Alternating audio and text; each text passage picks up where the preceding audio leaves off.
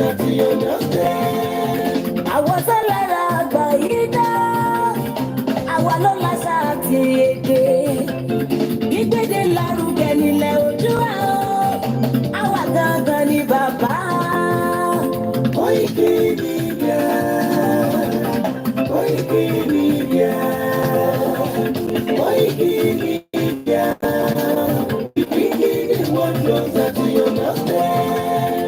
They never sabi wetin we carry for her. But they move closer before they go sabi. I said they never know wetin we carry for body. But they move closer before they go sabi. Ọ̀kìn lọ lọ́jà ẹyẹ ìhun ló ló lajú. Ẹyẹ tó lórí kòtò bí àdán ọgbọ́ ìjẹlẹ́nu. Ká ṣiṣẹ́ fún ilẹ̀ bàbá wa. Ká ṣiṣẹ́ fún ìlú bàbá wa. Ká jùmọ̀ sowọ́pọ̀ ká lè kó dúdú àga. Odùduwà kò bá lè gbé wá. Ọmọ Odùduwà ṣe kiri. Ẹ dìde fún ẹ̀tọ́ adúláwọ̀. Ká lè jọ jùmọ̀ pé délẹ̀ ìlérí. Káwa lè gba ògo ilẹ̀ wa. Ká ṣiṣẹ́ ká lè jọ gbàdé. Ká lè gbàdé adé adúláwọ̀. Àwa ni ìmọ̀lẹ̀ tí yóò tàn káàkiri. Ìyàwó Odùduwà ni wá. Koiki Media, àwa là ń gbé tó lárugẹ. Ètò tó gbójú owó ìwà mọ́ni. Kásá. Ẹgbẹ́ polówó ọjà wà kájé bùbá yín jẹ. Ètò tó gbójú owó ìwà mọ́ni. À ń gbé tó lárugẹ, à ń gbàsà lárugẹ. Ètò tó gbójú owó ìwà mọ́ni. News and sports. Ẹ máa gbọ́. Ètò tó gbójú owó ìwà mọ́ni. Ọmọ Ìjẹ̀bú lọ́rẹ̀ mi ló ní kí n máa gé dandan. Koiki Media ọ̀rọ̀ lágbájúmọ̀ mi. Máa bá ṣẹ̀rẹ̀ lọ. Ọmọ Yorùbá nìyẹn, ọmọ Yorùbá tata o. À ń gbádùn rẹ, ọmọ Ìjẹ̀bú lọ́rẹ̀ mi. Ṣẹ́yìn ló máa fi dìbò ọbẹ̀ mọ́lẹ̀ o. Ẹ̀yin lọ́mọ onígbò máa ń dé máa dé máa dé. Ẹ̀yin lọ́mọ onígbò máa wọ̀ máa wọ̀ máa wọ̀ o. Igbó máa wọ̀ gbàjọ́jì ò gbọ́dọ̀ wọ. Àjòjì tó bá wọ bẹ̀ á gbẹ̀gẹ̀dẹ̀ bọ́ra. Ẹ̀yin lọ máa náwó kóyìnbó tó dé. Ìgbà tó yìnbó dé o. Owó náà dẹ́kun pọ̀ sí o. Koiki Media ṣàwa ní bàbá.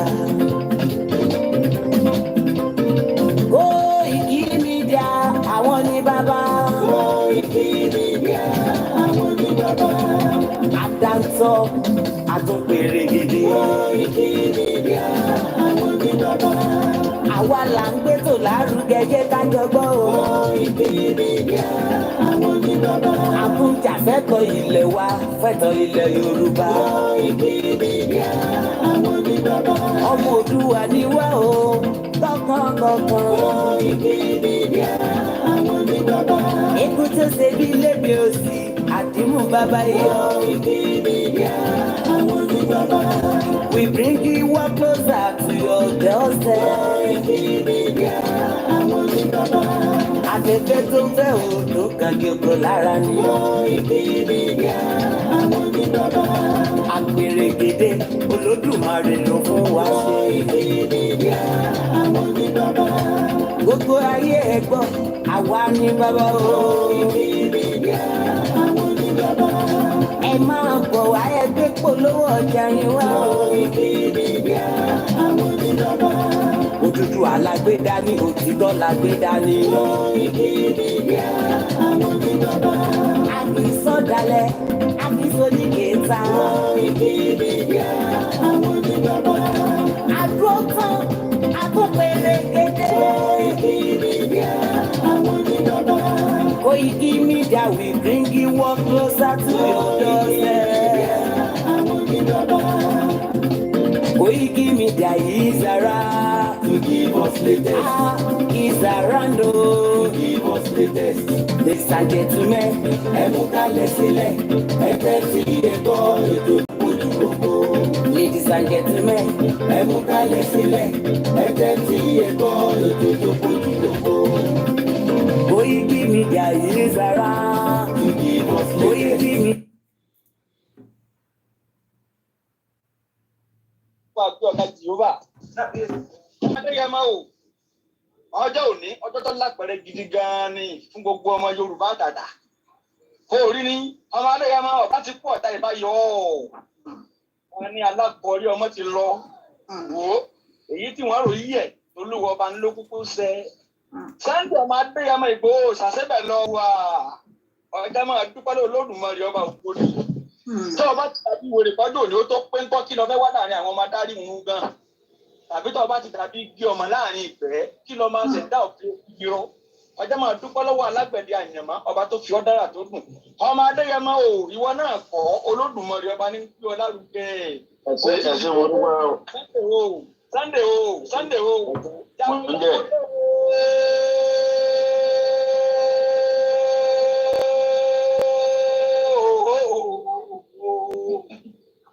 Ẹ̀sìn mo dúpẹ́. Máa gbọ́ ó ti gbogbo olùgbọ́n máa dé yàmá o. Ó dé wọn mọ́lẹ̀ pátápátá wọn ò lè mí mọ́. Ó ti kó wọn láyà jẹ́ wọn ò lè sóge. Wọ́n ṣẹ̀rù bà wọ́n. Ọjà wọn láyà wọn ò lè mí fín mọ́. Ó ti fi ògbójú lápọ̀ igbá oró ní èyẹ dànù. Ọmọ Adéyẹmọ pọ̀ wọ́n bá tiẹ̀ ọmọ ọkọ lógún ọmọ àlè. Ìwọ náà bí bàbá dojú dé àtìlù bí ọba ṣe sí ẹjẹ afọ kí ni bẹ nínú ọgán ọmọ Adéyẹmọ tí ń dún mọ̀wúrú bí ọ̀pá ni kò pani bí ọba ní pani kó yé dún mọ̀wúrú mọ́ o. Sunday ọmọ Adéyẹmọ ó ti di bí àlọ́ yìí yé ẹjẹ ọmọdéwọ́n lu ewé kókò tó bá lè di ọmọ bẹ́ẹ̀ tó bá fẹ́ fọ̀yà kó máa fọ̀yà gbèrègbèrè sàǹgbọ́rọ̀ máa fọ́kù ẹni bá wọ bẹ́ ọmọ Adéyẹmọ ti di bí àlọ́ yìí Sunday ọmọ Adéyẹmọ Ìgbòho ṣà yé orí ìrìn àpè ọmọ Yorùbá àtàtà ọmọ ọkọ ní ọ̀hún ṣéun bẹ́ẹ̀ lọmọ ọkọ ṣe ìwọ lọ́pàá gàmbàrí nípa ìsìn Sunday ọmọ Adéyẹmọ ọ̀pá gàmbàrí nípa ìsìn ọ̀pá fúlàní bá ọgbẹ́ fún òkú ọya onítọ̀ ọmọ Sunday Ìgbòho ṣà yé pẹ̀lú àwọn bàbá rẹ lọ òròlú ọmọ pẹ̀lú ọlẹ́nilé mo sùn lẹ́ẹ̀kan ọmọ ajá tẹ̀yàn kìyẹ́kì nílé àwọn bàbá rẹ mo délùú mo dáhàrin òde ọwọ́ méjì bá rẹ̀ ta àrùn méjì bá rẹ̀ tí àgbẹ̀dà yín ó di méjì bá rẹ̀ gbẹ̀ndínlógún ó kan ilà àárọ̀ bẹ́ẹ̀ ní kókó ilé wa ṣàgàdà nínú bí àwọn rẹ̀ ọmọ gbọ́dọ̀ ọlọ́kọ̀ ní ìṣòwò àkọ́níṣẹ́ ọlọ́kọ̀ ní ìṣòwò ìgbàlẹ̀ ọmọ Adéyẹmọ yé Sunday Ìgbòho sàmà pọ̀ ogun ní nánilógún ogun ló ní ilé àárọ̀ ogun ni wọ́n fi jagun bẹ́ẹ̀ ń jẹ́ bóògùn ọ̀yẹ́ ẹjẹ́ anara wa lóògùn ọ̀nà Sunday ọmọ Adéyẹmọ Ìgbòho ṣà lónìí ilẹ̀ Yorùbá gbòmìnira dandan ni máa wá gbọ́ o ọlọ́dà yìí o ìlànà Olódùmarè ni wọ́n máa lò ọmọ Adéyẹmọ o dákun mọ́rin làwọn oníṣẹ́ ẹbí ẹ̀tọ́ kálukú má fi dùn wọ́n orí kálukú ló gbé ọdẹ kò tó dùn wá máa gbọ́ o gbogbo ọmọ Yorùbá àtàtà ẹni tẹ́wá lóye ẹja fọwọ́ ká gbé ẹni tó wá fi sẹ́ ká gbé lárugẹ gidi ni ẹ̀mí jù ọ́ wọn ò dùn ẹjọ́ orodò lọ sí ìbá méjì kọ́ o ẹni tó wá fi sẹ́rán ọgá tó sí ẹni tó fi ara wọn Sunday ọmọ Adéyẹmọ ló fi ọlá tiwa akọni jagunjagun ọkùnrin tararara rọpòdò kẹlẹ ọmọ Adéyẹmọ wàá máa gbọmọ fẹẹ ṣàdúrà kan fún wọn ni ẹni tó bá ní kó òkú ní kékeré kó máa fọwọ́ àdáwọn síra wọn wọn ní kàkọ́ máa ṣe ara ìdúkò dànù ìmọ̀jọ́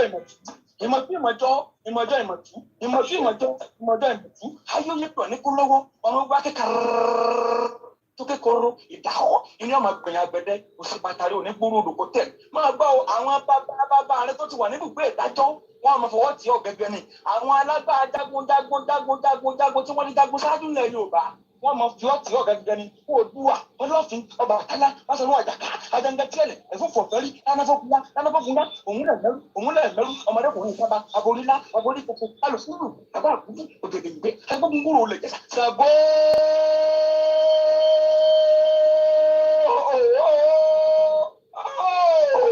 máa gbọ́ná sẹ́ńtọ̀ ọmọdé yẹn mọ́ ń bọ́ Ṣàngó tí mọ́ ògùn làyà wáyé náà ọmọ Adéyẹmọ Ìgbòho sáńpolo ti rí pẹ̀tùpẹ̀tù tiẹ̀ ṣe ọ̀gbárùgbọ́ alárúgbó onúgbòlò rẹ̀ jó òkun lẹ̀yà ọ̀sẹ̀ pẹ̀yìn rí kẹ́ni ẹ̀ máa ń dè bàbá rẹ̀ lọ òrùka tàbí gbàgbà kẹ́ni ẹ̀ máa ń dè bàbá rẹ̀ lọ alárúgbó parúmọ́ Sunday ọmọ Adéyẹmọ ní oṣù òrùngbò ní gbangba Sunday ọmọ Adéyẹmọ ó ti di kókó ọdù ó ti wà lókè ẹni ẹ bá ní ọjà kọ́kọ́ máa kú ni máa gbọ́ ọ tó orí má bẹ̀rù ọ̀tẹ̀ mọ́ ó rí ní gbogbo fùlùfùlù labalábá tí wọ́n ń dìbò lẹ́kùn Sunday ọmọ Adéyẹmọ Ìgbòho ṣà ó rí bí wọ́n ti ń wọṣọ àkísà máa gbọ́ o jẹ́ gbogbo ọmọ Yorùbá àtàtà tó bá lóye àkọ́dá ayé ọgbọ́ ọmọ Adéyẹmọ ní ẹja àfọwọ́tì àti yìí débi tó lápẹ̀rẹ̀ ẹja àfọ tẹ́lẹ̀ èmi ju ẹ̀wọ̀ òdùnmí kò lè gbé wa débi kankan pa àkọ́dá ayé ọgbọ́ ẹja àpapọ̀ ká bí ẹni tó wọ́pọ̀ fi sẹ́ni lárugẹ ni ẹ máa gbọ́ orin yẹ́bọ̀ yẹn ṣe wọ́n máa fara orin ni igi igbó sórí pọ̀ wọ́n dìgbẹ́ ẹ̀rí ni àwọn àgbàlagbà wọ́n ní bí orí bá dúró tọrùn inú déyìn ọ̀tọ̀ọ̀tọ̀ gan ni sábìdì ọmọ adéyẹmọ yé máa bá ọjọ́ òní ọjọ́ burúkú tó lápẹẹrẹ ni ṣùgbọ́n o àwọn tí wọ́n ṣerú ẹ̀ wọn ò lè mú jẹ́ má ṣe pé ṣùgbọ́n nu rẹ̀ ogun tó ọba tí ń padà bọ̀ ìmọ̀lẹ̀ thank you àrò ọ̀rọ̀ mọ́ gbogbo tó ọba tí ń gbẹ àrò ọ̀rọ̀ mọ́ àwọn tó mú kọ́jọ́ ò ná wáyé má ṣe pé o ṣùgbọ́n má jẹnu rẹ̀ ó gbófo gbogbo tó ọba pátápátá àrò ní ọmọ ọ̀rọ̀ mọ́ orí bẹ́ẹ̀ tó bẹ́ẹ̀ wọ́n máa fèyí ṣe lọ́lé wa kì í ṣe é mọ̀ wọ́n lè bí ilé rẹ̀ wípé ìdálọ́pọ̀ ní ìwòtẹ́ lápẹẹrẹ lágbájá ní tàmẹ́dọ́ní ìmọ̀lẹ́ akéwìrè ọmọ wọn lọ́gbọ̀mọ̀ṣọ́ ajílété mo bólúwa mi dúpẹ́ mọ́ kẹrù afá. Mo kí gbogbo wa lẹ́ẹ̀kan sí mo ní a very good afternoon and welcome once again to the live transmission. My name is Olayomi Koiki Media, bringing the world closer to your doorsteps. A Yoruba nation activist, a journalist, a father, uncle, and likewise, a humanitarian person. Moki Bugwa Kakiri Bitie Batingbawa, we are fully live on 1, 2, 3, 4, 5, 6, 7, 8, 10 different channels. So if you're not comfortable with one, you can switch to the other one as well. I'm going to be giving an update on the Iwere Ile Amasoro Nikpe. I'm also going to be telling you about Nigeria. Should we be concerned? Should we be worried? It seems that Yoruba, we are probably thinking that it's not going to happen. But now that we are probably hearing it from those that are within where the problem is existing, maybe that might change your opinion. And when I'm looking like this, because I have multiple cameras, I'm streaming on different platforms. So I might move my eyes like this, I might move it like this, I might move it like that. So that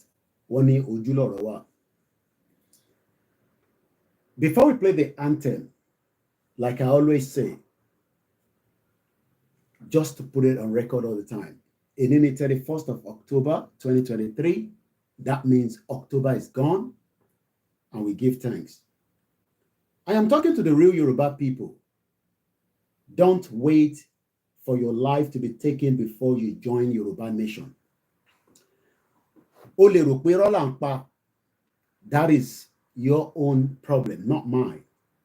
But one thing I know is that you will probably be on that last lap and you realize that, wow, so in terms of Metai, so the governor of Borno State is telling us something, and we should start taking note of that. What he has said is not something we should take slightly as a joke. Enti gbogbo ọmọ Yorùbá gbọ́dọ̀ mú ní kodoro. Bola Tinubu will have maximum 8 years to run the affairs of that contraction you call Nigeria. But Boko Haram may wipe Nigeria off the map. That is scary, but it's a fact. It would happen if we do not stop it now. The governor of Borno State has now raised an alarm that Nigeria might be wiped off the map.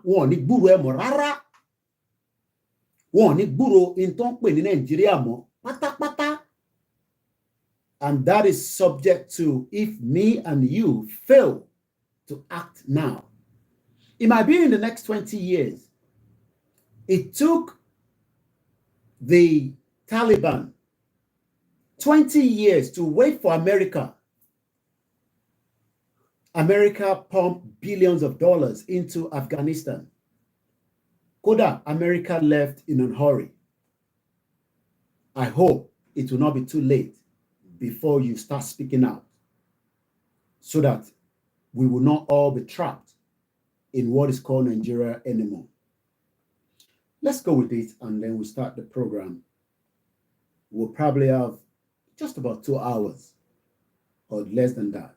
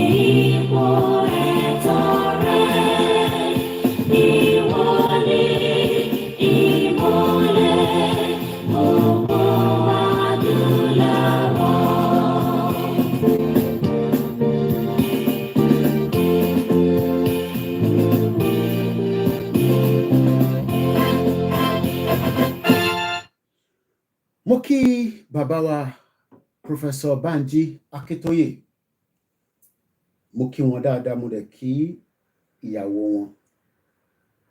Mo lọ bẹ́ẹ̀ mo kí gbogbo àwọn bàbá tí wọ́n dúró lórí pé ibi tí Yorùbá wà lénìí, ibẹ̀ kọ́ ló yẹ ká wà. Mo kí bàbá wa Chief Banji Ayiloge, bẹ́ẹ̀ ni mo kí gbogbo àwọn ẹgbẹ́. Mo lọ bẹ́ẹ̀ mo kí àwọn Afẹ́nifẹ́re, mo kí Ìbà Gani Adams, mo kí gbogbo ọba ilẹ̀ Yorùbá, mo kí gbogbo àwọn olóṣèlú. Ó ti pé ọ̀sẹ̀ kan ní last week tí mo jáde, tí a sọ pé gbogbo àwọn tí wọ́n ń yọ wá lẹ́nu ní agbègbè kan nílẹ̀ Yorùbá tó ń pè ní Ìwéré Ilé, a fún wọn ní ọjọ́ 7. Àwọn kan tún doubt bóyá ó máa rí bẹ́ẹ̀ àbí kò ní rí bẹ́ẹ̀. Àwọn kan tún pè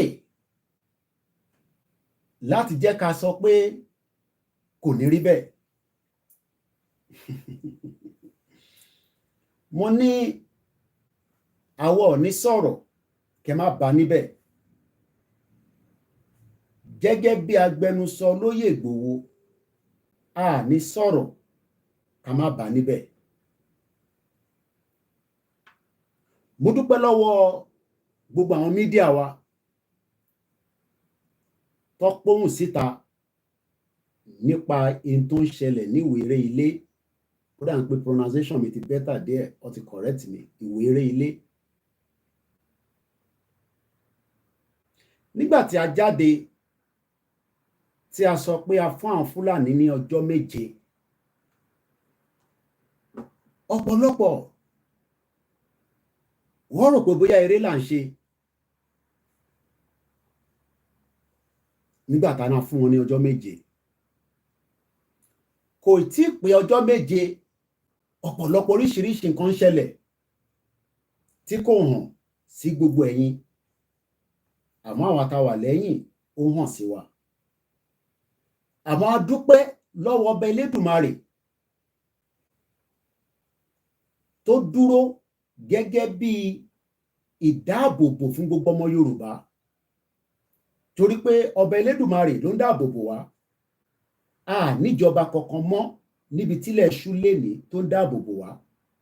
Gbogbo ẹni tó bá sì ń sọ pé ẹ níjọba, irọ́ lẹ̀ ń pa, ẹ níjọba.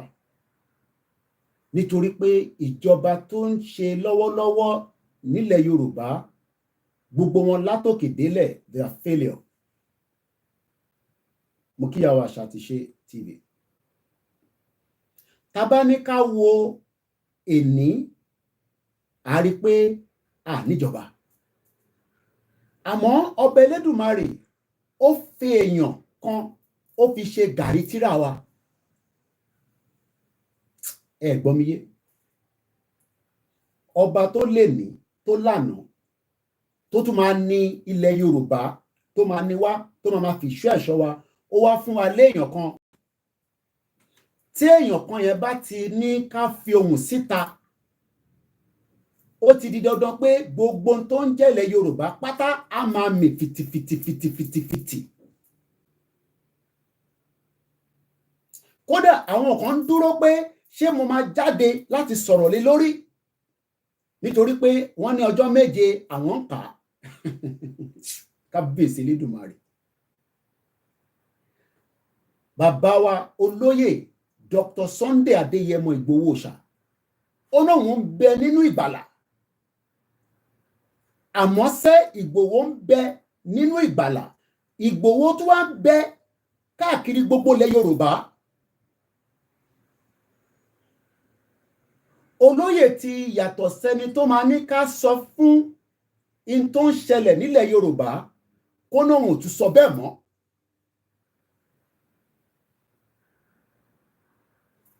Ọmọ Adéyẹmọ òun yàtọ̀. Ó náà òun nìkan kọ́ ni ọmọ Yorùbá àmọ́ ìfẹ́ tóun ní sí ìran òun ó tó bẹ́ẹ̀ ó jù bẹ́ẹ̀ lọ. Màá kọ́kọ́ dúpẹ́ lọ́wọ́ àwọn olórí ẹ̀ tí a mọ̀ sí àwọn aya tí olóyè Adéyẹmọ Ìgbòho tó fẹ́ tó bímọ fún nítorí pé kò sí tọkùnrin kan lè ṣe tí aya bá ti sọ pé kò rí bẹ́ẹ̀ náà nìyẹn. Mo fẹ́ fi dá gbogbo ọmọ Yorùbá lénìí tí a mọ̀ sí the last day of the month pé ọba Ìwéré Ilé ó sọ fún gbogbo Fúlàní pé kó palẹ̀ mọ́ ẹrù wọn kó tó dọjọ́ méje.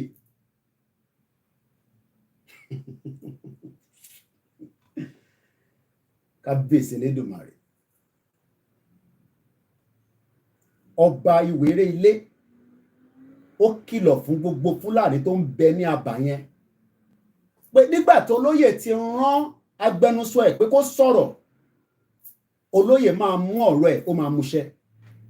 Olóyè ò kì í ṣẹni tó máa sọ̀rọ̀ tí kò ní múṣẹ.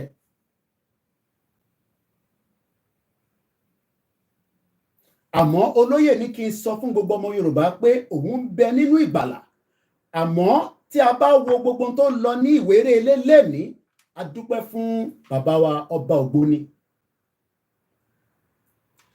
A play díẹ̀ nínú fọ́nrán tí ó kàn wá lọ́wọ́.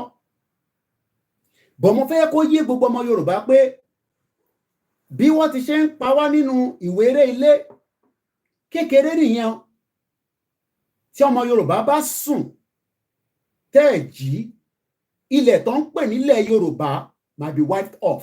Èmi kọ́ mo sọ bẹ́ẹ̀, gọ́fínà Borno State ló ní kìlọ̀ fún yín bẹ́ẹ̀. Gómìnà Borno ní kí n sọ fún gbogbo ọmọ Yorùbá pé Nigeria will be wiped off on the map of the surface tí a bá fi ọ̀rọ̀ yìí tá a bá fi ṣeré. Ó ní kí n sọ fún ọmọ Yorùbá àti àwọn ẹ̀yà tó kù pé gẹ́gẹ́ bí Danjuma ṣe sọ fún wa níjọ́sí pé ká lọ máa múra sílẹ̀ gẹ́gẹ́ bí the former Navy Commodore Ọlákúnlé Ọláwùmí bó ṣe sọ fún wa pé Nigeria will be Islamized. Kódà àtútù rí pé Sultan of Sokoto ó invite Dr. Zak láti Malaysia tó tún wá ń sọ fún wa pé Mùsùlùmí ló ní control gbogbo tó ń pè ní immigration àti tó ń pè ní Air Force. Mo sọ fún gbogbo ọmọ Yorùbá mo ní Sultan of Sokoto òun gangan ló lórí yìí. Àṣírí yẹn tútú nígbà tí arákùnrin tó ń pè ní Dr. Zack nígbà tó máa sọ̀rọ̀ ó ní òun wá bá olórí Nàìjíríà the head of state ṣé Sultan of Sokoto ni olórí Nàìjíríà àbí President Bola Ahmed Tinubu. We are playing with fire. They are just waiting kí Bola Tinubu parí tenure and they will deal with every one of us. Mo ní kí gbogbo wa ká lọ máa múra dáadáa. Ẹ ní ọ̀rọ̀ mi ó ń rùn. Let's first stick with Iwere ilé. Ìbéèrè kan tá ń béèrè ni pé ṣé àwọn ọba ilẹ̀ Yorùbá ti di pàdípàdí pẹ̀lú àwọn Fúlàní ni nítorí pé kò fẹ́ yé wa mọ́ báyìí. Tó wá di pé ó dìgbà tí àwọn ọmọ Yorùbá tí a bá activate pé bí wọ́n ti ṣe ń pa wá lánàá a lè show mo post picture yẹn sórí Twitter. Twitter was almost gonna lock me off today. But Twitter jẹ́ platform kan tó ṣì wà very very sensitive ju gbogbo àwọn platform tó kù lọ. Tó bá yẹ pé YouTube la gbèrú picture yẹn sí, I will probably be locked today. Bí wọ́n ti ṣe ń pa wá ní Ìwéré Ilé bẹ́ẹ̀ ni wọ́n tún pa wá ní ibi tó ń pè ní Òkè. Mò ń bọ̀. Ẹ jẹ́ n mú bẹ́ẹ̀ jáde. The image cannot be shared at all. Very very gruesome images. Ṣé ó dìgbà tá a bá ń jáde tá a tún sọ pé a tún ń bọ̀ báyìí o ládùúgbò báyìí ṣé yẹn lẹ fẹ́ ká máa ṣe ní gbogbo ìgbà? Ẹ fẹ́ kí olóyè máa jáde kó máa sọ pé a tún ń bọ̀ ní àdúgbò kan, ìjọ́ ò la fi máa ṣe yẹn dà? I cannot share the image. Ní kan tó fi ránṣẹ́ sí mi níbi tó ń pè ní, and I've spoken with them on the ground. Fulani has started killing us in my town. Kò mú ìtẹ̀síwájú local government in Oyo State. Please help us call the attention of our, please, Yoruba nation no going back. Please call the attention of CSI. Ìjọ́ la fi máa pe CSI lọ́tún lọ́sì nígbà tá a ní gómìnà tó ń gba security vote nílẹ̀ Yorùbá. Àìtí ìdánu kúrò níbi tí Ìwéré Ilé ní Òkè Òmù. Bẹ́ẹ̀ ni, kò mú ìtẹ̀síwájú local government ní Ọ̀yọ́ State. The image is very very bad. Ìyẹn fídíò àti picture tó fi ránṣẹ́ sí mi, mo lè ti bá wọn sọ̀rọ̀ nísàlẹ̀. Mo wá ń bi gbogbo àwọn balẹ̀ Yorùbá pé ṣé ó ti di pé ó dìgbà táwọn Fúlàní tó bá wipe wa out ká tó activate, ká tó gbé ohùn sókè, ká tó sọ̀rọ̀ pé ibi tí Nàìjíríà ń gbé wa lọ yìí, apàṣẹ gè sí gbogbo ọmọ Yorùbá lára. The Borno State governor is worried, but ǹjẹ́ àwọn balẹ̀ Yorùbá, ǹjẹ́ àwọn náà wà concerned?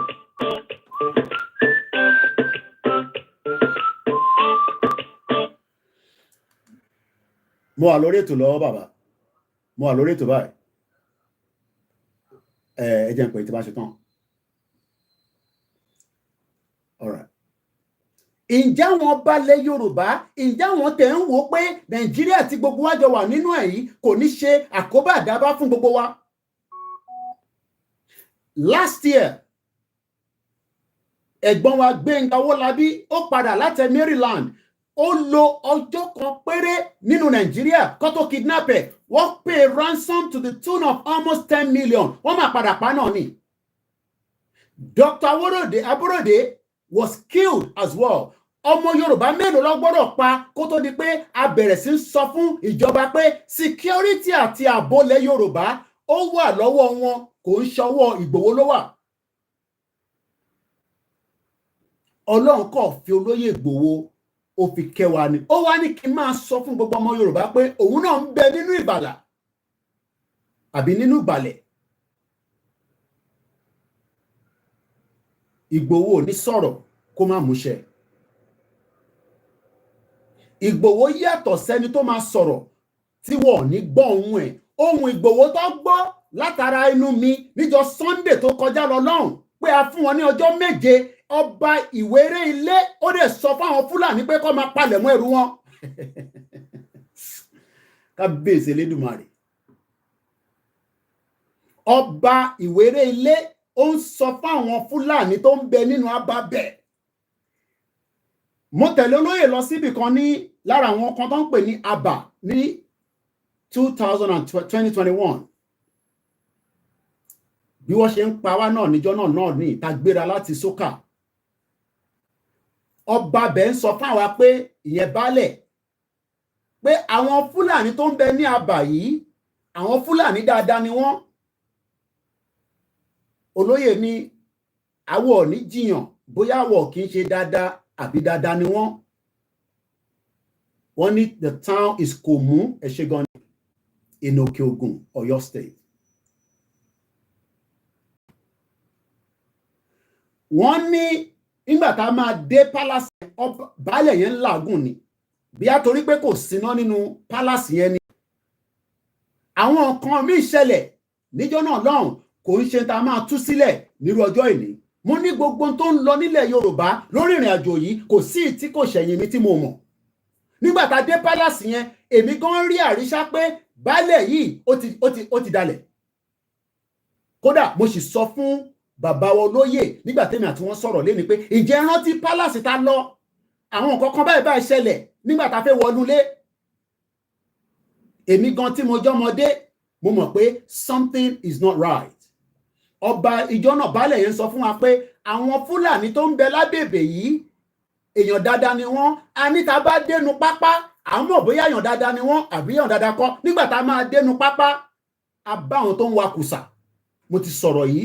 Mo nígbà tá a débẹ̀ kò tún ṣe baálẹ̀ yẹn ló fún wọn ní ààyè kó máa wa kùsà nílẹ̀ Yorùbá. Fídíò yẹn olóyè ní mo gbọ́dọ̀ release ẹ̀ ó sì wà lọ́wọ́ mi.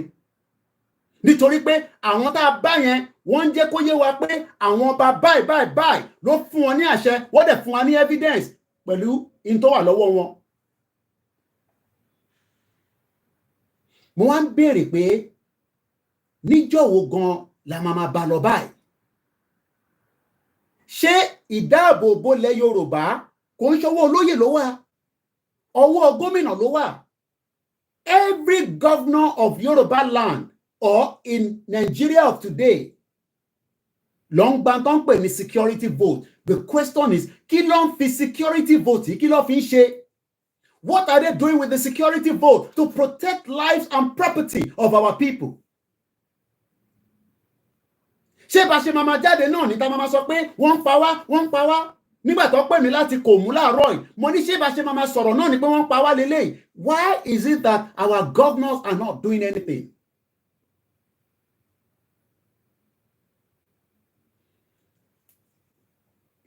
Kábíyèsí Ìwéré Ilé a rí ọwọ́ yín dáadáa àmọ́ a dúpẹ́ lọ́wọ́ àwọn ọmọ agbègbè àdúgbò tó ń pè ní Ìwéré Ilé gẹ́gẹ́ bí bẹ́ẹ̀ ti ṣe dúró pé sẹ́ ìntẹ́fẹ́ yẹn gan náà ní kẹ́ dúró lé lórí. Kò sẹ́nì kankan tó ń bọ̀ láti wá gba ẹnì kankan sílẹ̀ nítorí pé àwọn tó máa gbà wá sílẹ̀ báyìí wọ́n ti ṣe àkóbá àdábá wọ́n ti ṣe fún wa.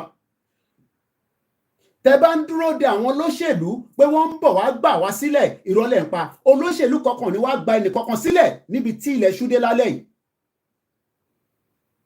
Ṣé nígbà tó bá tún ṣáyàn lórí tó ń géyàn lápá tó ń pààyàn ṣé ìyẹn náà la máa jáde la máa sọ nígbà tá a ní gọ́fúnà tó yẹ kó máa protect wa?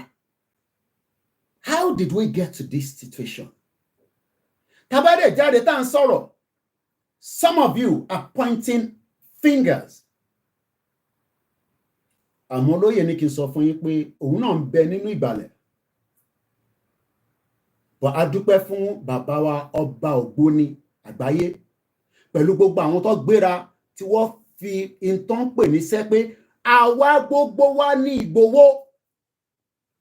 Ẹ̀ ń rò pé Ìgbòho èèyàn kan ni. Mo ní ikú bàbá yèyé Aláàfin of Ọ̀yọ́ tó kú àbí tí ó wàjà èmi nígbà tá a débẹ̀ nígbà tí ọba máa gbé ọ̀rọ̀ kalẹ̀ in his private residence èmi àti Ìgbòho nìkan la wà níbẹ̀.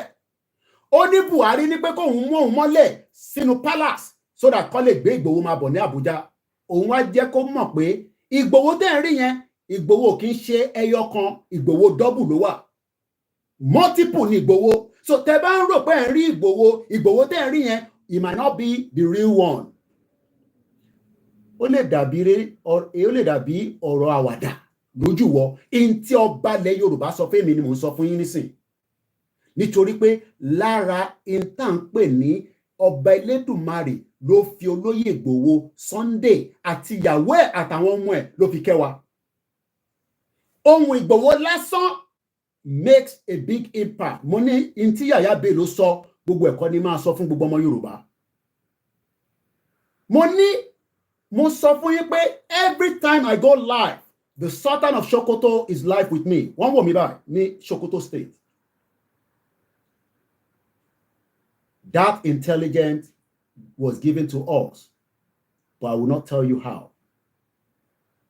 Because wọ́n mọ̀ pé olóyè Ìgbòho nìkan ló dúró and is ready at any time, any point. But màmá dúpẹ́ lọ́wọ́ àwọn ìyàwó ẹ̀ àtàwọn ọmọ ẹ̀ àtàwọn tó yí ká. Tá mọ̀ sí bàbá wa Professor Banji Akintoye. I traveled night, day, morning with Igboho for 6 months. Places that some of you will not hear for the next decades. Ní táwọn balẹ̀ Yorùbá tó ń sọ. But the question is, who is in charge of the security of Yoruba land or the southwest part of Nigeria today? Ta ni dáàbò, ta ló ní security yẹn? Who is in charge? Ṣé Ìgbòho ní security wà lọ́wọ́ ẹ̀ ní àbí governor? Because I'm not sure whether Ìgbòho is the one collecting the security vote. And at least from what the governor of Osun State, Adeleke, to saw some few months back, that they are getting nothing less than 500 million. The question is, níbo ló ń kówó yẹn sí, kí ló fi ń ṣe? Why are they not empowering the Àmọ̀tẹ́kùn, àwọn ọlọ́dẹ àti local police station? If you think you have police station in Yoruba land or southwest of Nigeria, forget about it. Kò sí police station kankan tó ní activity kankan tó ń ṣẹlẹ̀ nínú ẹ̀. When it comes to probably maybe in the city, lẹ́yìn ìgbà tẹ́ bá ti kúrò ní city, ṣé ní gbogbo ibi tí wọ́n ń pè ní àwọn other areas yẹn, there is nothing called police. Èmi mo fi gbogbo ẹnu sọ bẹ́ẹ̀ fún yín. Kò sí ọlọ́pàá kankan, kódà wọn ò ní bullet. Ẹni tó bá jẹ́ pé rọ́ ni mò ń pa, ẹni kí CP state yín kankan kó confirm bóyá àwọn ọlọ́pàá tó ń bẹ ní gbogbo àwọn àbá yẹn bóyá wọ́n ní bullet. Wọ́n ní ìbọn lóòótọ́, wọ́n ní rifle, but wọ́n ní bullet. The question is, how do you want to fight terrorism? Terrorism ò kì í ṣe tí yàn fi ń joke. Terrorism, you fight it until you kill the terrorist. If not, the terrorist is coming to kill you. It's either you save yourself now or you will not be safe. The UK, the America, the Japan, the Indian, the Western countries would not allow terrorists to operate on their territory. Why is terrorists operating in Nigeria and the government is doing nothing? Why? Why are we getting terrorists operating every part of Nigeria and they are likely to wipe out Nigeria if care is not taken? So, ẹ wá ń rò pé gbogbo problem yẹn tó ń ṣẹlẹ̀ ní Southwest, ẹ fẹ́ gbé sórí Ìgbòho nìkan. It cannot be possible. Kò possible. We have other individuals that we also expect to play their role. Olóyè Ìgbòho ń play role tiẹ̀ gẹ́gẹ́ bí akọ́nilẹ̀ Yorùbá ni, kò kí ń ṣòun nìkan lọ́mọ Yorùbá. Why are we not seeing the others doing the same role? Ṣé a lè sọ nísìnyí pé we are already compromised? Ilẹ̀ Yorùbá tẹ̀ ń rí yẹn is compromised because as I speak to you today, they were still killing in Komu local government area of Okeogun last night. Multiple people are dead.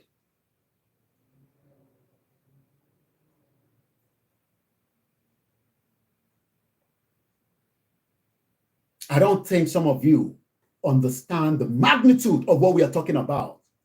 We are coming out and we are just making this. Do you think we are making this up? If I'm making this up, Channels Television yesterday, Boko Haram may wipe off Nigeria off the map. Zulum raises alarm about insurgency. That should be something that we should be concerned about. How do you want to live in a country where terrorists is operating on a daily basis and you expect to function in that country? And some of you think that we're just coming out and we are joking. Everywhere already okay, you don't want Yoruba nation, but Nigeria might be wiped off on the surface of the map if we do not act now and stop it. If we all failed, then the next generation is going to ask questions. Because every one of us is joking with the insurgency that is operating in Nigeria. We have been given warning upon warning that Nigeria might be Islamized, but it seems that Nigerians are not waking up. They are thinking that this is a joke. Some of you think this is a joke. Let's first play part of the video sent from Iwere with those I called Igbowo. There are millions of Igbowo that is currently on the ground. That was confirmed to me by Ikubabayeye. Ikubabayeye ló jẹ́ kí mọ̀ pé tẹ́ bá ní àárín Igbowo, you might not be seeing the real Igbowo. And I'm not joking. This was confirmed by one of our royal king, tó ń pè ní Ikubabayeye. It was a privilege to be with him and Igbowo. Nígbà tí Ikubabayeye ní, I will not be on the seat. Igbowo ní tí ìbá ti wà lórí ìjókòó, òun náà ní sí lórí ìjókòó. Gbogbo tó bá fẹ́ sọ fún òun, wọ́n gbọ́dọ̀ wà, èmi náà gbọ́dọ̀ wà lórí ìjókòó pẹ̀lú wọn. And one of those or two of those outing, ẹ lọ bèrè lọ́wọ́ Akeugba Gold. Bàbá yẹn pé Koiki sọ báyìí lórí ètò ẹ̀. Pé ṣé Koiki wà lórí ìjókòó pẹ̀lú wọn? And there's some time that Akeugba Gold was not there with us when Oba Lamidi was revealing certain things that is not for public consumption. Kò ṣe pé amúlẹ̀, but these are not for public consumption. But what I can tell you is, tó bá náà ń rí olóyè, you might start checking yourself whether that is the real olóyè lórí gangan yẹn. That is the power of what Elédùmarè has blessed us with. So tó bá rò pé òun rí olóyè, yẹ máa sọ fún ẹ pé you might not be seeing the actual one. Ibi tí wọ́n bá mọ̀ dé ni.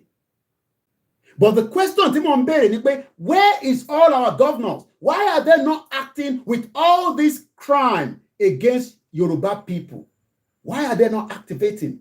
Kí ló dé tí wọ́n ń dákẹ́ tí wọ́n ò fẹ́ sọ̀rọ̀? Ṣé ó dìgbà tó bá wipe gbogbo wa kúrò nínú Nàìjíríà ni? Èmi kúkú kọ́ mo sọ bẹ́ẹ̀. This is the governor of Borno State saying that we have to stop the younger ones from being recruited into Boko Haram and ISWAP. Otherwise, in the near future, the entire Nigeria will be wiped off the map. And you are all joking with this. You think this is a joke? You think that wiping you out of the map of Nigeria, you will be successful? Business in Nigeria, when there's so amount of Boko Haram that are currently being bred. Last week, I told you that 2,168 Boko Haram have been released back into the society. This is what they're saying. Yoruba territory is now in a danger. And if we do not do anything now, you want to go and set up business in a country where terrorists is operating. But if you set up business here, how do you want to operate in a country where terrorists is going to take every part of Nigeria if we do not do nothing today? And some of us are getting carried away. And some of us are not taking it serious, while some of us are concerned. Even though I am 6,000 kilometers away from Nigeria, I am still very, very much concerned. Let's come back to Borno State. The governor knows more than what a lot of us don't know. Just like a lot of you do not know what I, Olayomi Koiki, know today. Because I sacrificed myself for 6 months to be on the ground so that I can see and I can feel and I can touch. And it was a privilege that Oloye took me to Ikuba Bayeye. It was a privilege that I will remember for the rest of my life.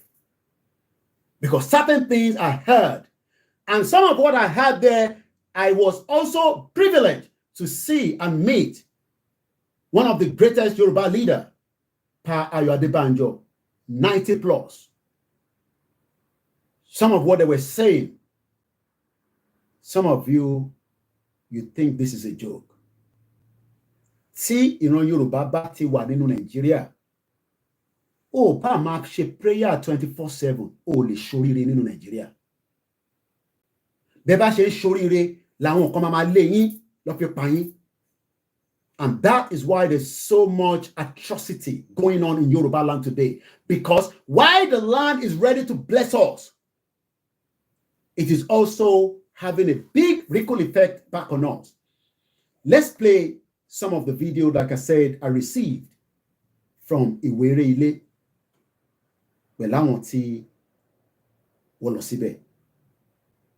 Once again, my name is Olayomi Koiki.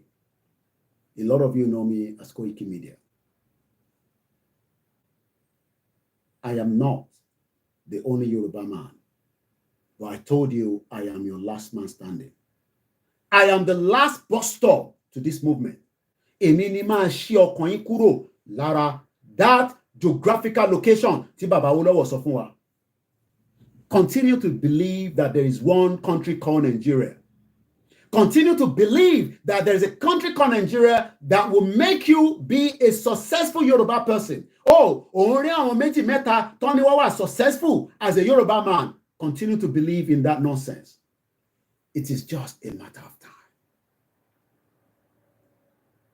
I will not be able to play all the video, or probably we might be able to. These were part of what was sent to me. But I'm asking the question, why is Oba Iwere Ile giving the Fulani heads up that Igbowo ti fohùn síta, ó ń bọ̀ nìyẹn, ẹ palẹ̀mọ́ ẹrù yín? Let's hear this first. And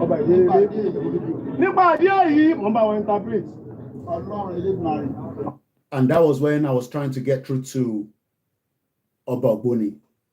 I didn't realize that they were already on the ground there. Mo sọ fún yín pé Igbowo is Oba Ogboni. Igbowo lèmi náà, Igbowo nìwọ náà. That is if you are truly committed to this movement.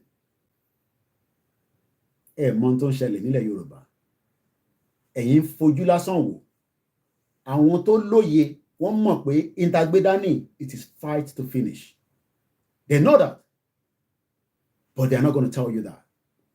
I've told you 3 years ago, we are fighting more or less a spiritual battle to take back that territory. That territory belongs to us, and we will take it back either by force, either by peace, either by whatever means. That space belongs to us. Ayewani.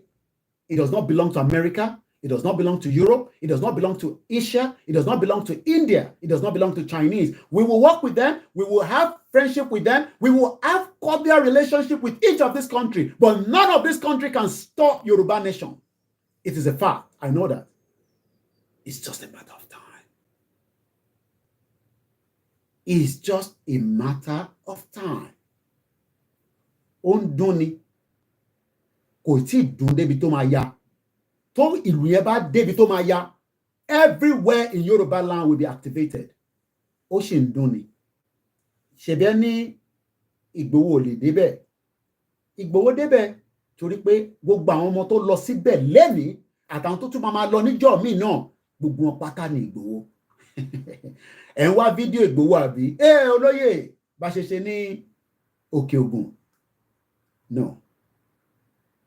Olóyè ní sọ fún yín pé òun fúnra ara òun wà nínú ìgbàlẹ̀. Bẹ́ẹ̀ ni. Bá dúpẹ́ lọ́wọ́ àwọn tó lọ.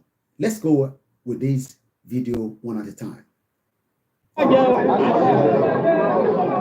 Yoruba, one house. After local government. One law. Ẹjọ́ tó lọ lọ. Jerry ẹjẹ́ ká ẹjọ́ tó lọ lọ. Ìgbòho ní sọ̀rọ̀. Ìgbòho ní sọ̀rọ̀. Àwọn ọ̀gá wa wà níbí. Àwọn abẹ́ wọlé o, abẹ́ wọrú gbóbi ẹ̀ gbọ́dọ̀ ni bàbá yẹn sọ̀rọ̀ kábíyèsí. Bàbá yẹn sọ̀rọ̀ ń sìn tó fẹ́ kọ́ntradíìtì ọ̀rọ̀ kábíyèsí o.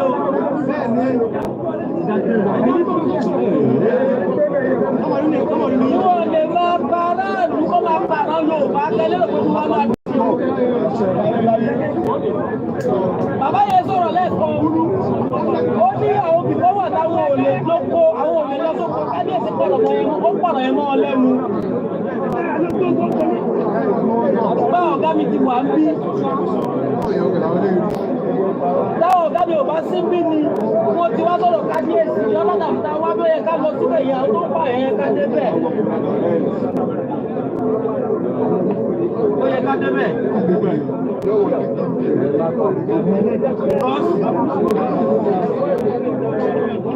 Anyway, mo ń bọ̀ náà, mo ń bọ̀.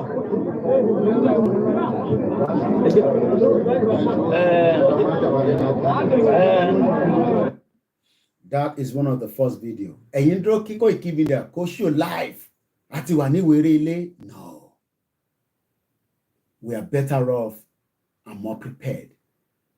This was not 2021. Ta lọ sí òkè Ògùn. Ta bá ti give ultimatum. That ultimatum must come true. Àfi tá a bá sọ̀rọ̀. In tó bá ti mú wọn jáde pé a sọ̀rọ̀ pé a fún wọn ní 7 days. 7 days náà ni. So some of you probably thought nothing was going to happen. Bẹ́ẹ̀ ṣe máa máa rò lọ́kàn náà nìyẹn. Because kò ń ṣe gbogbo strategy tí wọ́n fi ń jà ní gbogbo àgbáyé ni wọ́n máa sọ síta. Strategy ti yàtọ̀ sí a ti wà ní Iwere ilé o ẹ̀ ń dúró káwọn ọmọ Koiki Media kọ́ máa broadcast live àbí? No, it's no longer like that. This is just a preview to confirm that Iwere ilé yẹn adébẹ̀ àwa ọmọ Ìgbòho a wà níbẹ̀. Èmi fúnra mi tó wà on the ground. Ẹ̀ ń dúró ká máa ṣe live. Ṣé fíìmù là ń ṣe àbí? Ẹ fi pé movie nìkan tá gbé dání when we are being told that they will wipe us off the map. Ẹ wá rò pé movie la gbé dání. So a lot of you are expecting that a máa show Ìgbòho ló ń lọ lọ́nkàn yẹn Ìgbòho ṣá Ìgbòho ṣá. No, Ìgbòho ni gbogbo wa.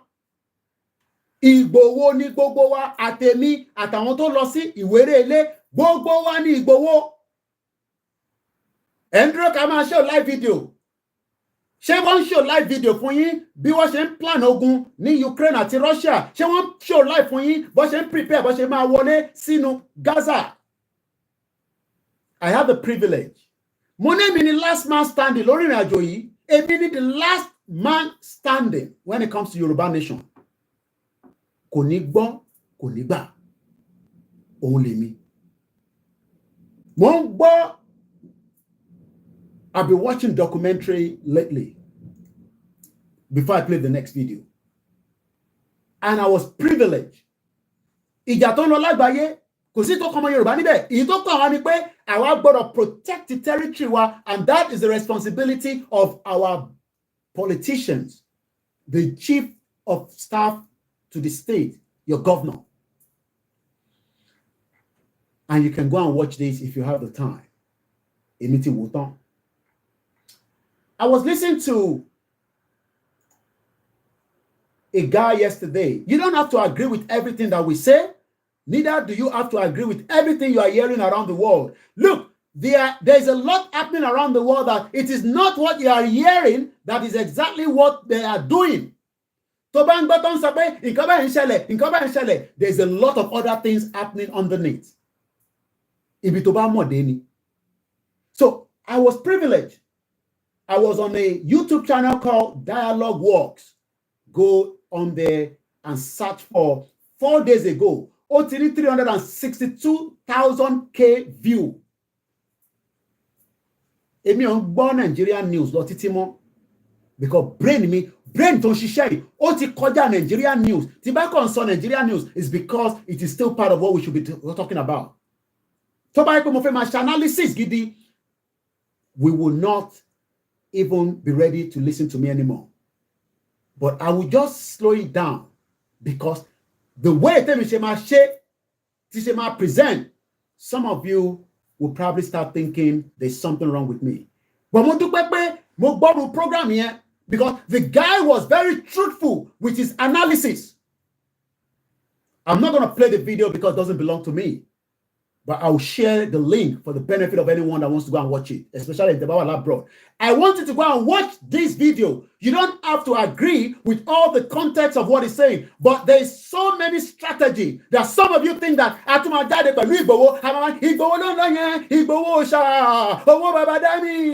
bomb bastard.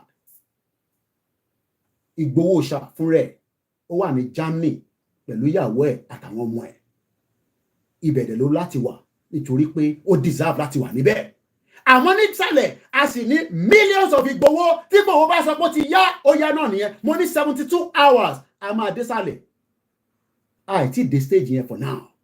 State tá a ṣì wà nísìn ni pé ká kọ́kọ́ ṣì polongo awareness. But while we are promoting the awareness, ẹ máa rántí pé Boko Haram ò dúró.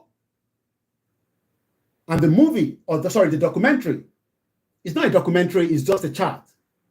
And kí ló ń sọ̀rọ̀ lórí, wọ́n sọ̀rọ̀ nípa Israel, ìjà tó ń lọ lọ́wọ́lọ́wọ́ àti Gaza. Just have the time and watch these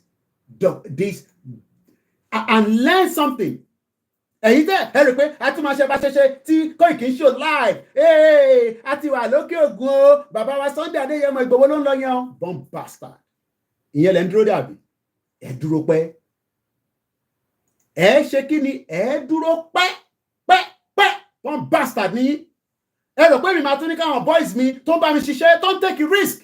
Màá ní kó tẹ̀lé Ìgbòho kó máa show live video Ìgbòho. Millions of Ìgbòho ló ń bẹ nílẹ̀ Yorùbá. A kàn ń dúró láti activate ni at the appropriate time. Àsìkò yẹn mo sọ fún yín pé a ti lose the first one. A máa tún ṣe awareness dáadáa ká tó activate the next one. Kò tí ready nísìn.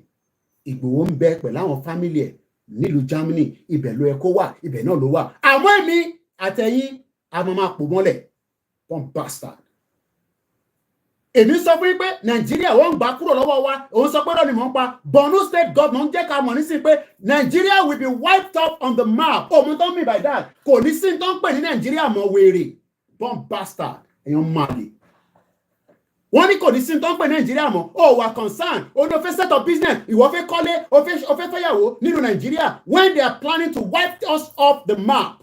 Ó mọ̀ pé tó bá ti wipe èèyàn off. That is the end of ìran wa nìyẹn. Kò sí kankan tó ń jẹ́ ìran ọmọ Yorùbá mọ́ nìyẹn. Wèrè. Bomb bastard.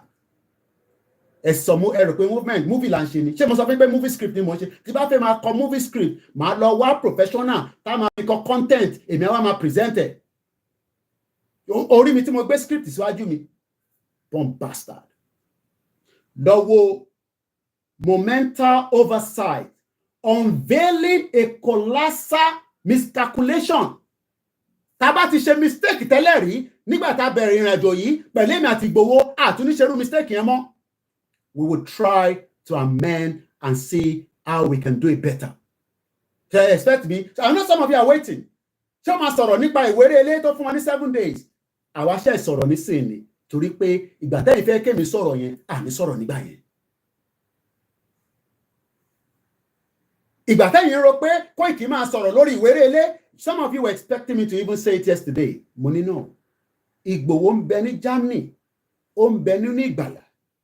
Àmọ́ nísàlẹ̀ lọ́hùn iṣẹ́ ṣì ń lọ lọ́wọ́lọ́wọ́. Iṣẹ́ Ìgbòho kí ni? Ó ń tẹ̀síwájú ni.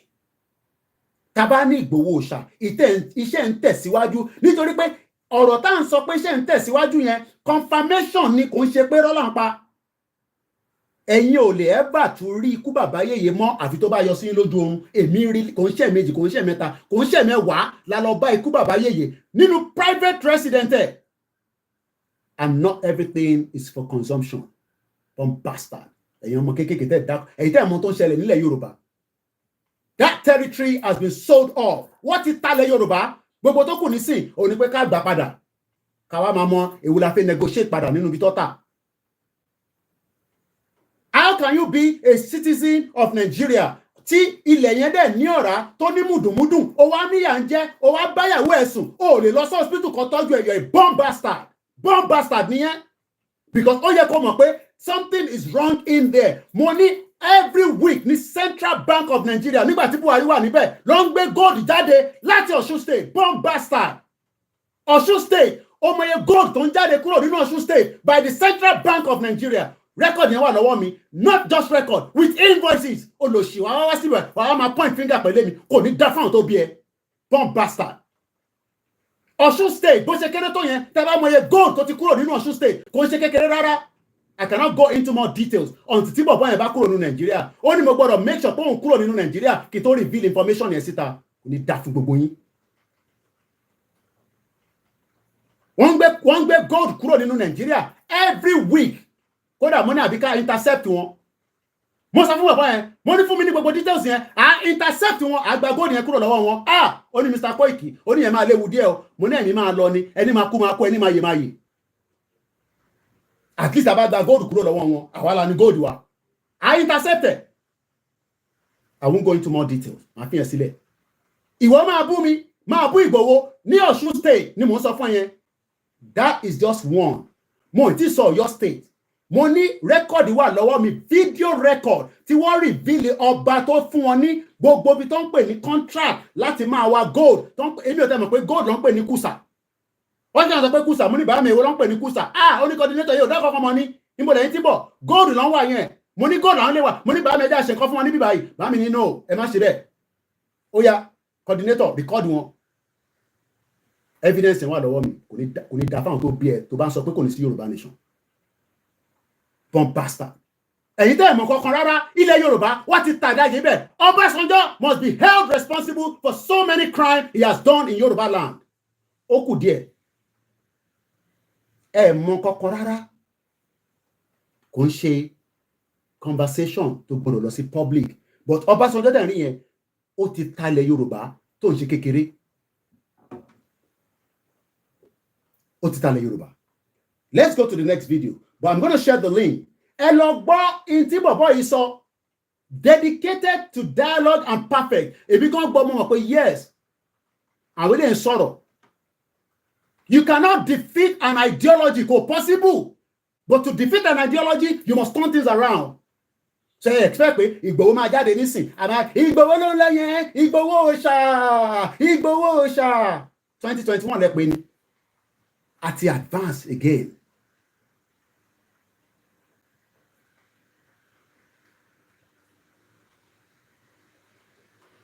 (2023) lawa as in 2021 no.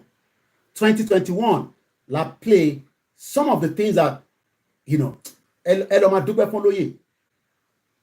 If he has allowed me to take some of what I brought to him in Nigeria in 2021, ẹ ti fẹ́ débi tá ń lọ, a kù díẹ̀ ni. Díẹ̀ ló kọ́ máa kù. But I'll leave that.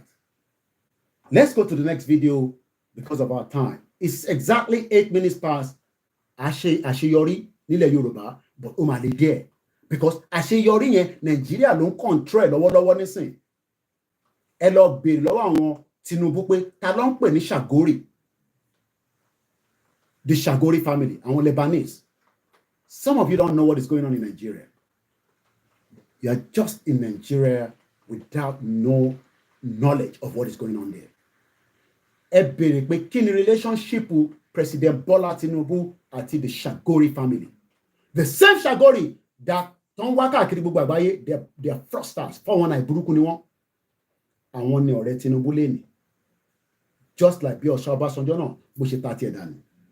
Dezani 2025 la tó máa ṣe kéèsẹ̀ kọ́lọ̀ ń jẹ́ kí wọ́n wà láyé. Dezani èmi rò pé kéèsì ti bẹ̀rẹ̀, àṣẹ kéèsì ọ̀tẹ̀ ti bẹ̀rẹ̀, wọ́n ní wọ́n sún ọjọ́ ẹ̀ lọ sí 2025 so that some of us will probably have ẹlòmíràn tẹ̀ ti gbàgbé pé Dezani ṣì ní kéèsì ní London, but àwa wà ní bíbá àmọ́ rán yín létí. Dezani Alise Madueke case has been postponed to 2025. Let's go to the next video. Mo ní ọba Ìwéré ilé ó fún àwọn Fúlàní ní intel pé Ìgbòho ti fohùn sílẹ̀ eléyìí ò ń ṣeré. Ẹ tẹ̀síwájú kẹ́ move. Let's go to the next video. Àwọn ọmọ ìlú náà pariwo lẹ́yìn. Wọ́n ní kí bàbá sọ pé wọn ò fẹ́ Fúlàní mọ́ lù.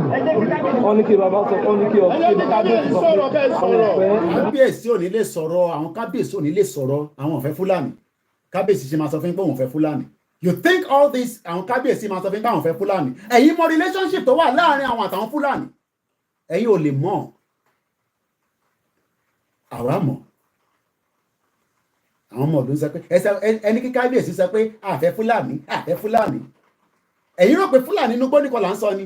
Fúlàní tó di port authority mú, Fúlàní tó ń control Nigeria débi pé Dr. Zaki, I'm sure some of you know this guy.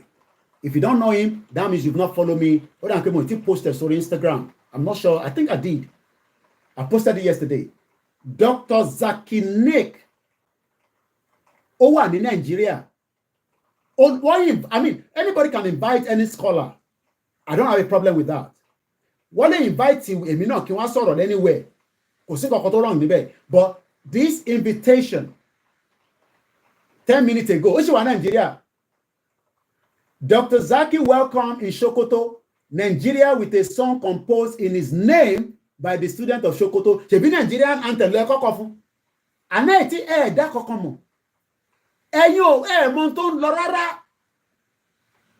Ebi ò lè jẹ́ kẹ́ mọ̀ tó ń lọ. 10 minutes ago, ó ṣe to post eléyìí nísìn lórí Twitter. Dr. Zaki Naik welcome in Sokoto State, Nigeria with a composed song. With Nigeria with a song composed in his name. But ibẹ̀ kan mo ṣì fẹ́ lọ.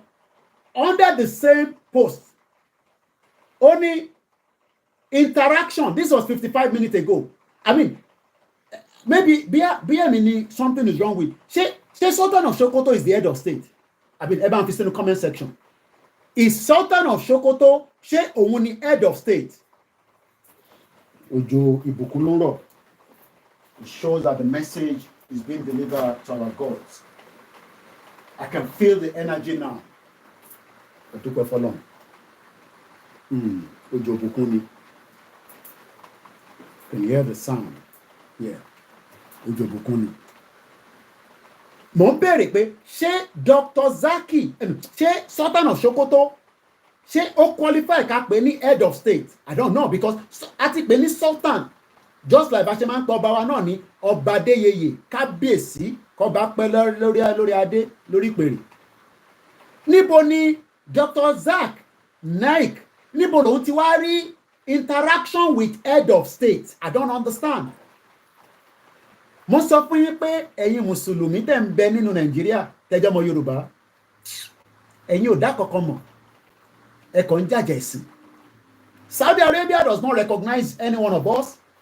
Infidel ló ń pè wá, àwa tá jẹ́ mùsùlùmí ní Southwest. Wọ́n ní ẹ lọ béèrè lọ́wọ́ àwọn tó ń tẹ̀lé àwọn ọmọ bàbá Sheikh Lágége. Rọ̀dí alátàlá ni. Ẹ lọ béèrè lọ́wọ́ bàbá yẹn, àwọn tó sì wà láyé, bàbá yẹn ti ṣaláìsí, ó ti kú nísìn. Wọ́n kírun lẹ́yìn bàbá yẹn, àwọn olórí burúkú Fúlàní tó ń bẹ Lágége.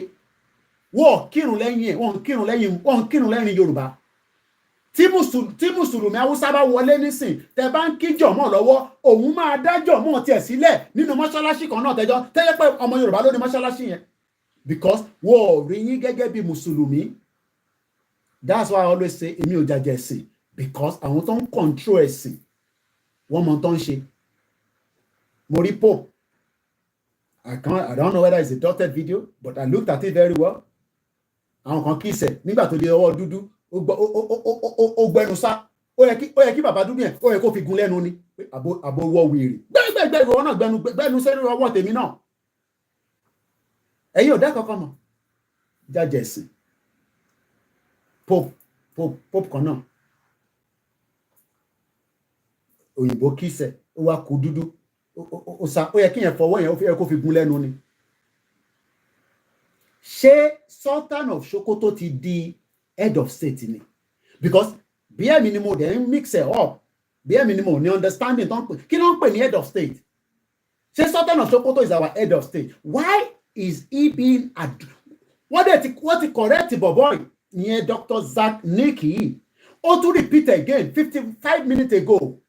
That means lójú àwa Koiki gbogbo kìíní yẹn má stress ààrẹ kò mean anything. Okay, mo ti fi sílẹ̀ bẹ́ẹ̀ kò mean anything. Kò mean anything. Okay. Ó mọ̀ pé kò mean anything. But máa rántí pé the same knot náà là ń sọ fún yín nísìnyí pé they are preparing to wipe us off. Ṣé ó dìgbà tó bá wipe gbogbo wa away ká tó react? Ṣé ó dìgbà tó bá wipe every one of us ká tó react? Ẹ jẹ́ ká tún lọ sọ́dọ̀ àwọn ọmọ Ìgbòho. Gbogbo wa náà ní Ìgbòho. Mo ń gbọ́ tó ń sọ lábẹ́lẹ̀ pé kábíyèsí ẹ̀yin náà gbóhùn sókè pé ẹ fẹ́ Fúlàní. Báwo ni kábíyèsí ṣe fẹ́ gbóhùn sókè? Ṣé ẹ̀yin mọṣẹ́ tí Fúlàní ṣe fún kábíyèsí ni ní gbogbo ilẹ̀ Yorùbá? Èmi ò ní láti sọ yẹn, but èmi mọ̀ díẹ̀ nínú ẹ̀. Ẹ̀yin ò lè mọṣẹ́ tó ń ṣe fún wọn. Iṣẹ́ tọmọ Yorùbá ò lè ṣe làwọn Fúlàní ṣe fún kábíyèsí àtàwọn baálẹ̀. Kọ gbogbo wọn kò wọn náà máa ń kábíyèsí baálẹ̀ lẹ́lòmíì inú wọn ó kàn ó ń tọ́jú district yẹn on behalf of the bigger king. Gbogbo kìíní yẹn ni mo ṣe wá ní understanding ẹ̀ nígbà tí mo lọ́lé, and some of them are very loyal, some of Yorùbá. Àdẹ̀dúpẹ́ lọ́wọ́ wọn, very very loyal to the core. Kò ń ṣe pé wọ́n sọ fún mi mo wà lórí ìjókòó ni eléyìí ní ẹ̀ṣọ́ rẹ̀ pé ní ọmọ àdífá máa sọ fún yín pé báyìí ló ṣe lọ. Àwọn ọba tó sì jẹ ọba confam nìyẹn, kò ṣe àwọn ọba China. Ẹgbọ́n sókè ẹ̀yin tèmi tẹ lọ sí Ìwéré ilé. Àwọn ọmọ ìlú náà ń pariwo lẹ́yìn. Wọ́n ní kí bàbá sọ pé nǹkan ọ̀fẹ́ tí láti mọ́ lù. Wọ́n ní kí bàbá sọ pé kí kábíyèsí sọ pé àwọn ọ̀fẹ́ ńlá ni wọ́n lù.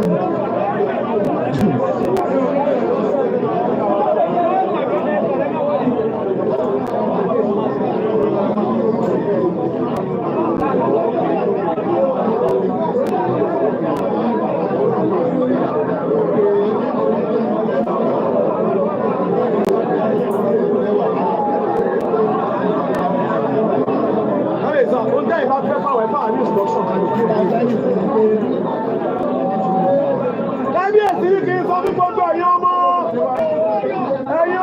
jagunjagun olóyè Sunday Igboho ẹgbẹ́ ní sùúrù fáwọn lórí ọ̀rọ̀ yìí.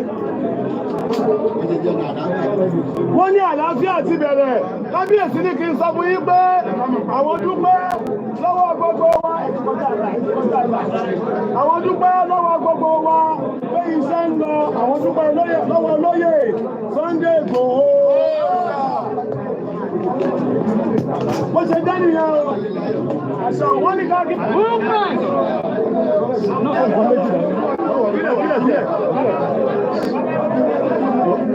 Mo wà nínú Oníwèrè Foundation. Mo jẹ́ kan nínú àwọn Oníwèrè Foundation. Wọ́n ní àwọn jẹ́ kan nínú àwọn Oníwèrè ilé foundation. Obodo. Job Ojo. Ọlọ́run ni Mr. Job Ojo chief. A dúpẹ́ lọ́wọ́ Chief Sunday Igboho. A dúpẹ́ lọ́wọ́ Chief Sunday Igboho. Pẹ̀lú ìgbésẹ̀ tí wọ́n gbé. Bí bàbá ṣe sọ. Kò sí wàhálà. Máa tí ìtura lẹ̀. Wọ́n láwọn ò tí ìtura lẹ̀. Torí pé ìdí tí àbúkúrá lẹ̀ rèé. Orítorí ìdí táwọn òfin túra lẹ̀ rèé. Àwa ní ò lè tí ìwọ́kó lọ. Àwọn náà tí ì lè wọ́kó lọ. Kò sáǹfààní fún Fúlàní láti wọ bí wá. Kò sáǹfààní láti Fúlàní láti wọ bí. Màálù ló sì wá bá oko, kì í ṣe ko lọ́rọ̀ bá màálù. Anytime, wọ́n máa retí. Wọ́n sọ fún yín pé olóyè máa fohùn sílẹ̀. Mo kí ìyá àṣà àti ìṣe ilẹ̀ Yorùbá, mo kí ìyá tó bí mi lọ́mọ, mo kí gbogbo ìyẹn lólùfẹ́ wa tẹ́ wà lórí ètò pẹ̀lú wa. Orúkọ mi ni Ọláyọmí Kóìkì. Ìbéèrè tí ó wà nínú àkọlé ètò ti tọ̀sán yìí, how soon, okay, mo ní láti edit ibẹ̀ yẹn, how soon before Nigeria is wiped off the map by Bororo? Tàbá ní Bororo because tàbá pè ní orúkọ tó yẹ ká pè àwọn social media ṣe ni wọ́n máa attack wa. Ẹ̀yin ò mọ influence of these people. Ti fún gbogbo àwọn platform yìí tó ní àwọn tá à ń bá ṣe yìí, wọ́n ti lọ report ara wọn pé àwa ń criticize wọn. So anytime tẹ́ bá lo Fúlàní pẹ́rẹ́ lórí platform yìí tẹ́ switch around it ìyẹn làwọn ṣe ń pè wọ́n ní Bororo. They will come after you and àwọn dẹ̀ ní the biggest criminal gẹ́gẹ́ bí Zulum ṣe sọ. So a máa move sí Zulum nísìn but ẹ jẹ́ ká gbọ́ the last video láti Ìwéré Ilé. Gbogbo ẹni tẹ́ ń sọ pé Ìgbòho ní wá èmi sọ fún yín pé torí ẹ̀mọ́ tó ń pè ní Ìgbòho ni Ìgbòho kankan ló wà. We are all Sunday Ìgbòho. Bí wọ́n ṣe jẹ́ Ìgbòho lèmi náà jẹ́ Ìgbòho but intent dúró dè ní pé ká máa ṣe live broadcast àti dé àwa rèé no àwọn tí ó yẹ kó lọ tó jẹ́ Ìgbòho gbogbo wọn ti lọ síbẹ̀. Bọ̀bí ṣe sọ fún yín níbi tí a ti ń gbọ́ àwọn message tó padà òun ni pé wọ́n ní àwọn Fúlàní ti kánlẹ̀ lẹ́yìn ìgbà tí wọ́n gbọ́ ohun Ìgbòho pé Ìgbòho ò ní sọ̀rọ̀ kó náà sọ bẹ́ẹ̀ mọ́ akọni ọmọkùnrin ni but ẹ̀yin ò lè understand ẹni tó pè lákọni yẹn. Mo ní Buhari dead or alive ó sọ fún ikú bàbá yèyé Aláàfin of Ọ̀yọ́ pé kó pin Ìgbòho mọ́nu palace kí wọ́n fi mú mọ́bẹ̀. Abèsè lédùmarè pé kó pin Ìgbòho mọ́nu palace. Mo kẹ́ ìmọ́lẹ̀ Yorùbá ó ní kó pin Ìgbòho mọ́nu palace. Ntí Ìgbòho fi respond padà ìyẹn ò ṣe fún public consumption but ọba yẹn sọ fún presidency pé Ìgbòho tẹ̀ ń rí yẹn kò ń ṣe ẹyọ kan Ìgbòho pọ̀ rẹpẹtẹ èyí tẹ̀ ń rí tó ń káàkiri nílẹ̀ Yorùbá yẹn kò ń ṣe original. You will not understand. Bọ́ba Elédùmarè bó ṣe bá wa dá bàbá wa nìyẹn. Mo wá dúpẹ́ fáwọn ìyàwó ẹ̀ mo dúpẹ́ fáwọn ọmọ ẹ̀ ẹ jẹ́ kó ń wà ní Germany kó máa ṣe àlàáfíà níbẹ̀ káwa máa báṣẹ́ lọ.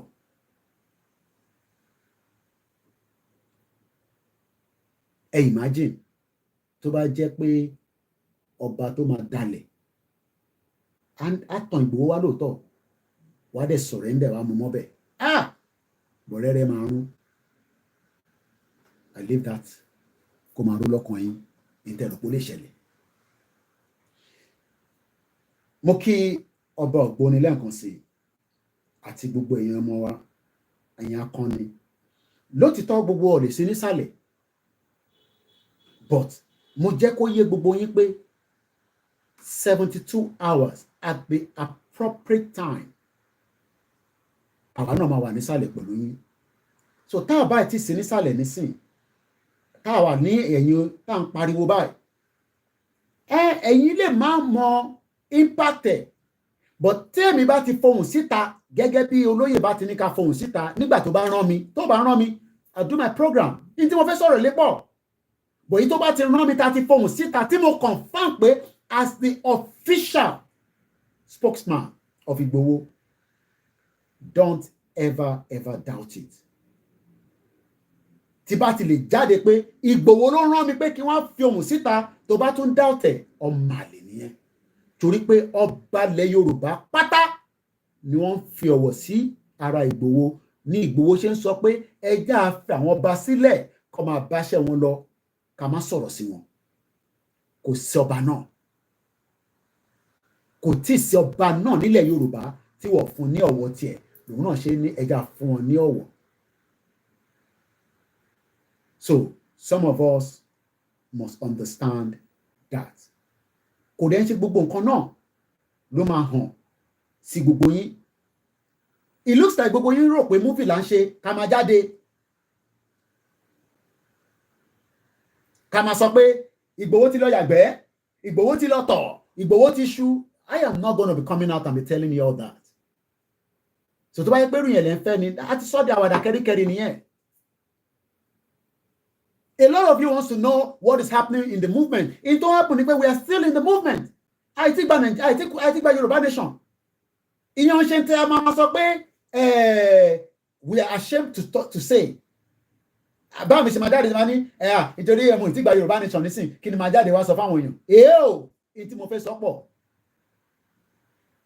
èmi ti jẹun kálẹ̀ èmi ti jẹun kí tó ṣe program nísìn ikùn mi ti kún báyìí ǹjẹ́ ìwọ náà ti jẹun tó o báyìí ti jẹun ǹjẹ́ o ní owó láti lè fi jẹun níbi tí ilẹ̀ fẹ́ ṣú dé báyìí nísìn èyí ti wà ní 4:30 you are 1 hour ahead of us àwa ṣẹ̀ wà ní 3:30 níbi tí ilẹ̀ ṣú dé nísìn èmi náà ní púpọ̀ kò dìgbà tí yẹn bá gbé abroad is bó ṣe ń gbà ló ṣe ń ná ìtàn pè lábroad nìyẹn òyìnbó ò fẹ́ jẹ́ ká rí owó kó lọ Lagos tó bá possible ìyẹn la ṣe ń tiraka iṣẹ́ méjì tá à ń ṣe yẹn mo sọ fún yín pé iṣẹ́ tí mo ti ṣe nílùú yìí tá a bá multiply it by ×2 because gbogbo iṣẹ́ táwa ń ṣe double làwa ń ṣe òyìnbó ló máa bèèrè lọ́wọ́ ẹ pé let's go to the pub kẹ̀ òyìnbó máa sọ fún ẹ pé let's go to the pub ìwọ máa sọ pé pub kẹ̀ ọ̀rọ̀ pub ló wà nílẹ̀ nígbà tó ní mọ̀lẹ́bí tó fẹ́ tọ́jú nílé tó sì ń faṣẹ́ mi lọ ẹlòmíì tẹ́ ẹ̀ bá mọ wàhálà tá à ń ṣe labroad 1 hour difference la fi ń change shift. mo ti wà níbi iṣẹ́ kan tẹ́ pé mo ti sùn lọ bá wọ́n pè mí títí mo gbọ́ kankan mọ́ nígbà tí èèyàn ti lọ ṣe wàhálà níbòmíì. ẹ tó bá tún kàwé náà the same thing tó bá wá kàwé labroad mo sọ fún ẹ pé business center ní gbogbo university labroad they are business center tílẹ̀ Yorùbá bá dání yes ó yẹ ká máa ṣe part exchange ẹni tó ṣe tán ní Ọbáfẹ́mi Awólọ́wọ̀ ó yẹ kó sáré wá ṣe 1 year program kan kó kàn fi nurture whatever cost tó bá ṣe kó lè padà sílé bó ṣe láti rí nìyẹn kò ṣe pé àwa gbé owó rẹpẹtẹ over 56 million naira ó wá gbé wá láti Nàìjíríà ó wá invest sí London ó mọ̀ pé kò ń ṣe knowledge mọ́ nìyẹn because Ọbáfẹ́mi Awólọ́wọ̀ University gbogbo àwọn university yẹn tó wà nílé kódà títí kan Ahmadu Bello University tó bá yẹ pé wọ́n wà to the standard ni kí la wá fẹ́ wá kàwé fún labroad kò dé ṣe pé wọ́n wà to the standard tẹ́lẹ̀ náà business center ní gbogbo university mo fẹ́ wá ṣe masters mo fẹ́ wá ṣe PhD irọ́ ló ń bẹ níbẹ̀ o lè ṣe PhD ẹ ní Lagos State University tó bá jẹ́ pé wọ́n fọ́ndẹ̀ dáadáa ni wọ́n fọ́ndẹ̀ ni náà báwo lẹ ṣe wà ní last year ẹ lò 8 months ó mọ̀ pé nínú 8 months yẹn ẹni tó bá bára wọn sùn ó máa lóyún after 9 ó máa bímọ after 9 months ṣebí 8 months ẹ fi dúró sílé ní last year ṣé mo parọ́ mọ́ yín. business center ní ìlú mo sọ fún ẹ pé èmi ò kì í ṣe visa tó bá dé ìlú yìí béèrè lọ́wọ́ mi pé kí ló fẹ́ máa ṣàlàyé fún ẹ èyí tí bá mọ̀ máa béèrè lọ́mọ sí mi tí mo sí mi ò bá mọ̀ mo dúpẹ́ lọ́wọ́ àwọn tí mo pàdé níjọ́ Saturday ká bèsè Elédùmarè àwọn ọmọ Yorùbá we are always united.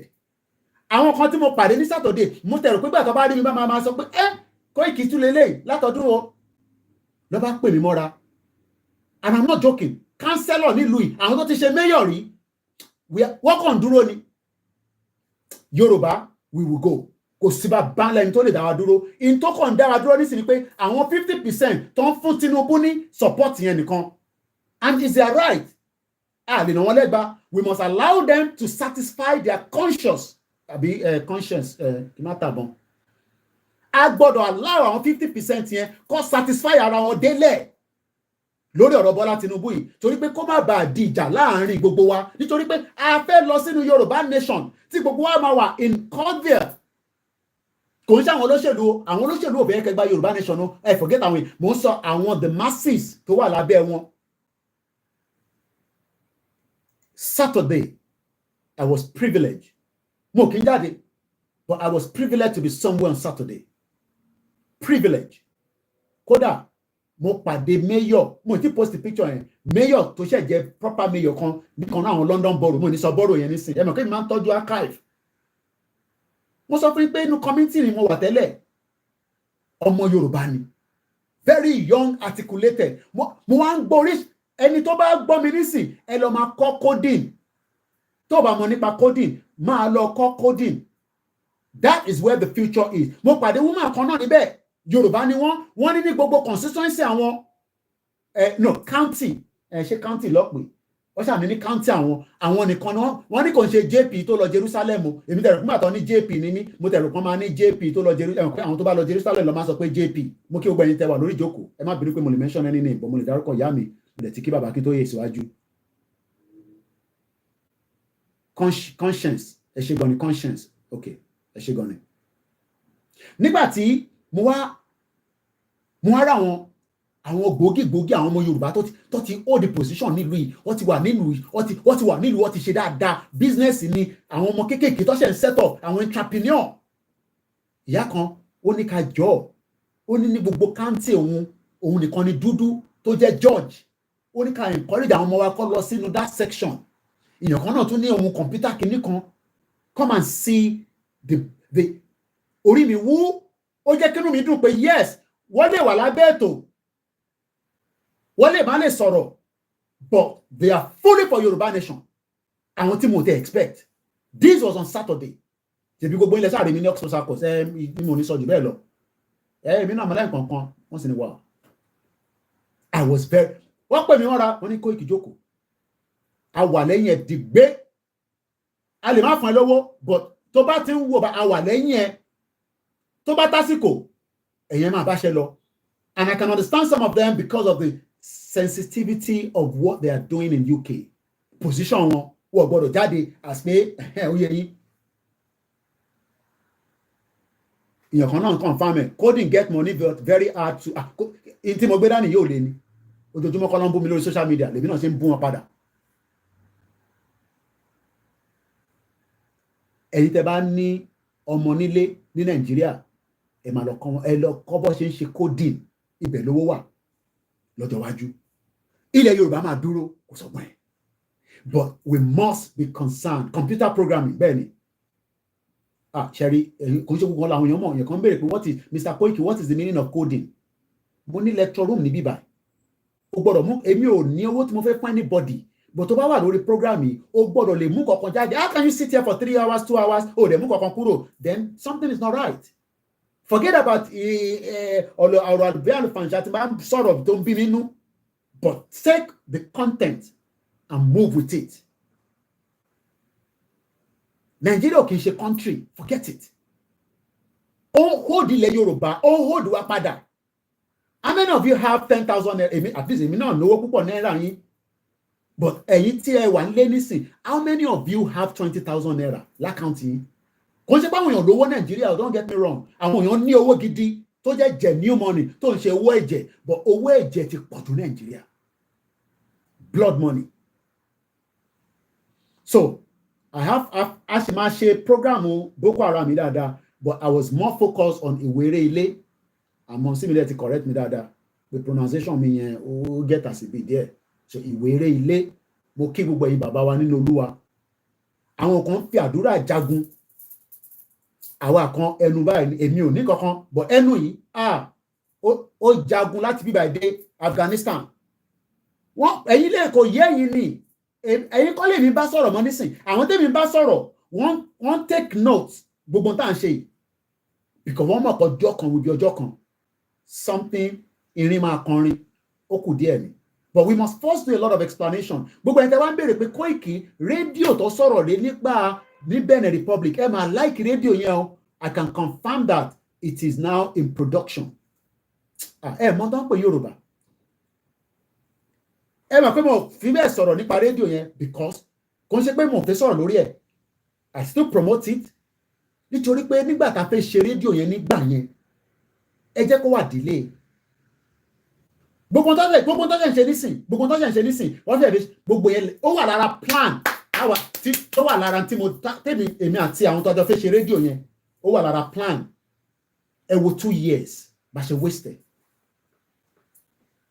nítorí pé gbogbo yín fẹ́ jẹ́ ẹlòmíì fẹ́ jẹ́ spokesperson Ìgbòho ẹlòmíì diaspora connect me bí bàtà pé tá bá ní kí n fún yàn kan lówó mo ní fún yín lówó èmi wá èlò lẹ́nu ẹ̀kan máa ní Koiki kódà bọ́ ní fún ẹni 1 million máa fún 1 million owó tí ò dílé tèmi mo pàdé bàbá kan ní Koiki oníṣẹ́ bàbá ẹ̀ ní èyí tó bèké mi níbẹ̀ ni bàbá yẹn káwọ́ mọ́rí báyìí ni ó hug mi báyìí ni pé ọmọ Alhaji Koiki lélẹ̀ ó ní táwọn fi mú gúdà nìyẹn wàhálà gúdà sì wà níwájú bàbá yẹn is a mortgage broker bàbá yẹn sunkún níjọ́ yẹn ni pé àwọn èèyàn wọn ò kí ń sọpọ́tì mortgage broker nílùú yìí ẹ lọ gbé fáwọn òyìnbó tẹ bá ti wá ní problem ẹ wá máa wá màmá wa Janet Fashakin tó máa bá yín resolve immigration yín àbí problem tẹ bá ní nígbà tẹ kẹ kọ́kọ́ gbé kéèsì yẹn lọ fún ìyá wa Janet Fashakin ẹ ní gbé lọ fún wọn ṣèbí dúdú ni wọn tí bá ní kẹ fún wa lówó nísẹni owó ló ń béèrè ní gbogbo ìgbà bàbá yẹn wò mí báyọ̀ ní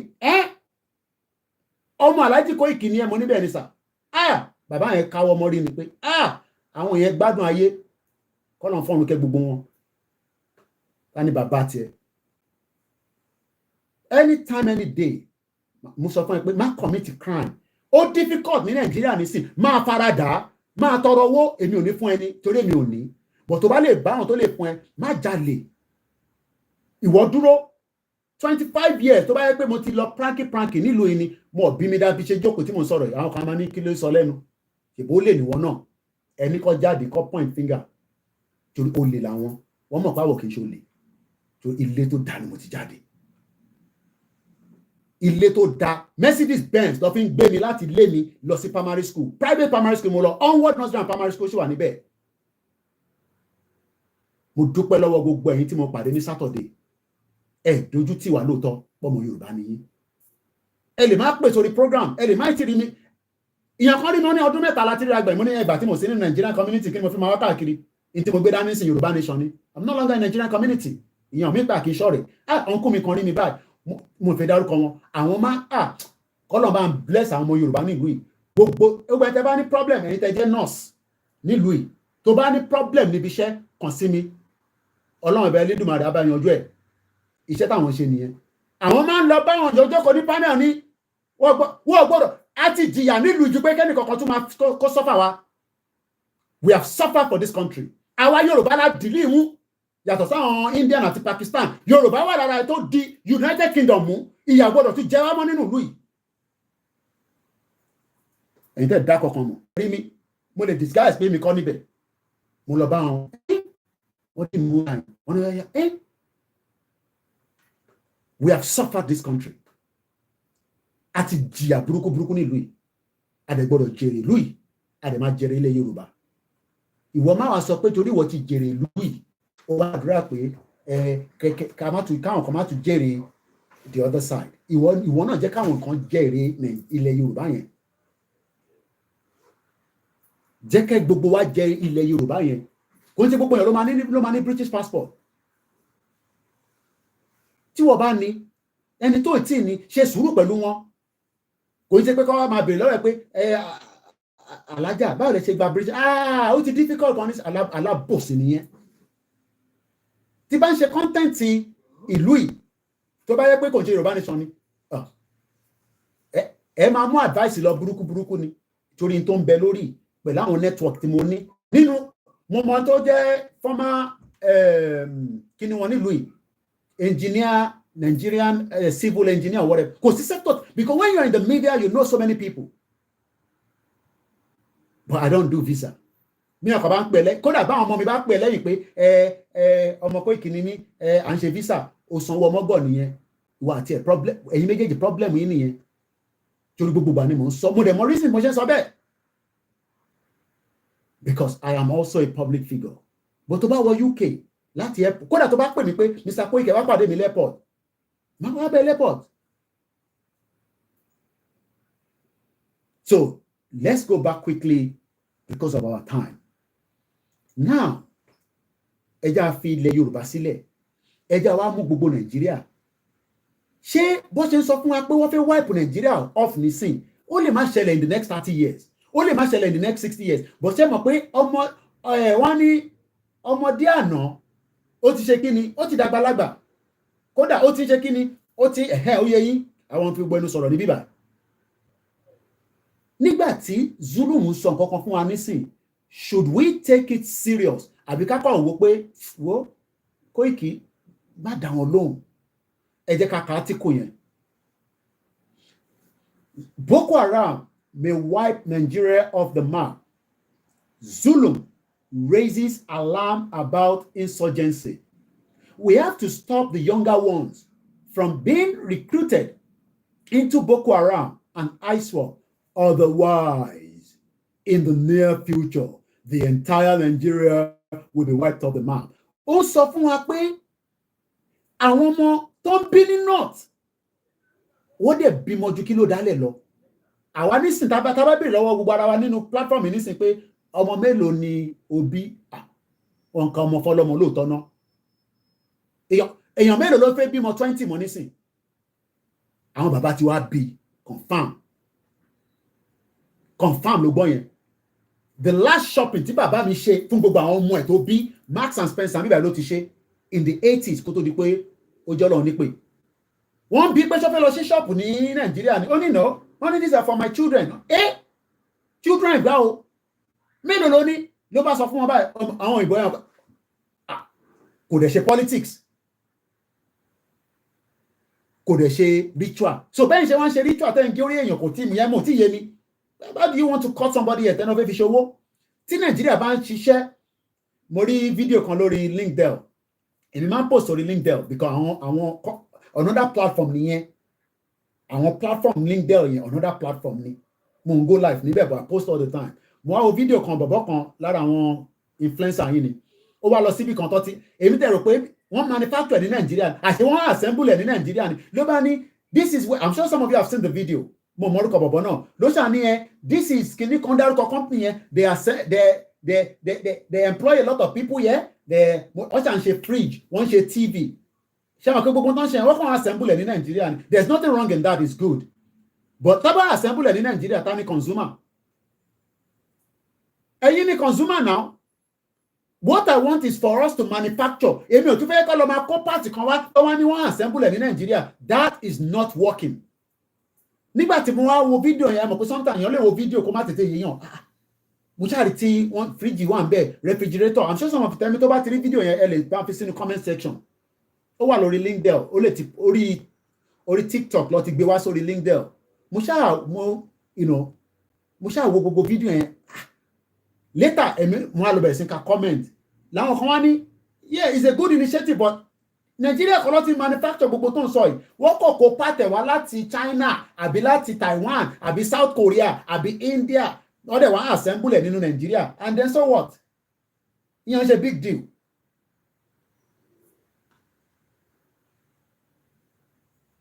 Video yẹn wà lórí LinkedIn but orí TikTok ló ti gbé wá. So the youth or the younger ones in the north, we should be concerned. This particular section of the broadcast, I'm going to have to do another one because multi-link it, but I have to link it like that because the same problem don't ṣẹlẹ̀ ní Ìwéré Ilé àwọn ọmọ kéékèèké tó ń bí yẹn náà ló ń dàgbàlagbà ló ń pa wá ní Ìwéré Ilé ló ń pa wá ní Òkè Òmù ló ń pa wá ní gbogbo ilẹ̀ Yorùbá. So let's go further. Mo kí gbogbo ẹ̀yin tẹ́ wà lórí ètò pátápátá ẹ má bínú for the quality laptop wa mo sọ fún yín ó ti crash so òun ni kò jẹ́ ká lè ṣe stream látòrí ẹ̀ mọ̀ so ó ti crash pátápátá so I can't use it anymore for now so it crash so whatever I have is what I will use so tẹ́ bá lọ sórí backup channel wa ó dà pé wọ́n ní quality yẹn dá mobile phone ni mò ń lò laptop ni mo fi ń stream lọ sórí Koiki Media and we expect us to also ẹ bá lọ subscribe sórí gbogbo àwọn channels wa so that we can be able to do more. I'm streaming on 2 laptops. Mo láti lọ hijack laptop àwọn ọmọ mi gan nísìnyí láti lè fi stream lọ sórí Koiki Media Odùduwà àti Koiki Media. So ẹ̀yin tẹ́ ń wò mí lórí YouTube Koiki Media. If the quality is not good, I wish I can do something to that. Mo ń lo external webcam, but it's still not picking well. But you can always go on another platform. Àwọn kan tẹ̀ rí wa rárá. Wọ́n kàn ń gbọ́ wa báyìí ni. Àwọn wà lórí ibi tá à ń pè ní MixLR. Ẹ support wa, all these platforms that we operate now. We pay a little bit of money to operate it as well. MixLR, I pay $30 every month. Is that like an audio section? It's much cheaper. You cannot see me, but they can listen. I have 6 people that are listening there, and radio ni. Technology now ló jẹ́ kí our visible by ten riwa. So, Moki Alao Baba wa niboni. Me, I'm waiting for the door of the M1 to open because that is the only solution to this problem. Only I feel really bad one year like that when we have to hear from him before we can do fasting. That is bullshit. Sultan of Sokoto is in charge of our stupid leaders in Nigeria. It is because of Sultan of Sokoto I stopped to do Muslim. I swear to God. In your comment section. I'm okay, brother. I always call him Plan B, but don't you come program pé kí ló dé tí a fẹ́ máa appreciate orúkọ wa. Look, ẹ̀yin ẹ̀sán kan fún yín DSS ò ní time gbogbo ẹ̀yin tẹ́ bá ń comment wọ́n ò ní time ẹ̀yin o bí irú àwa báyìí lọ ní time DSS ò ní time láti máa wo comment section tó bá bu DSS kò bú Tinubu títí dọ̀la kò wà Nàìjíríà gan wọ́n ò ní time àwọn tó ti ráyè sort ara wọn out But yes, you know what time program, they might be interested in what we are saying and all that. But they'll comment, one change your request, use your real name. Nobody's coming after you. You know, nobody's coming after you. But they're not any.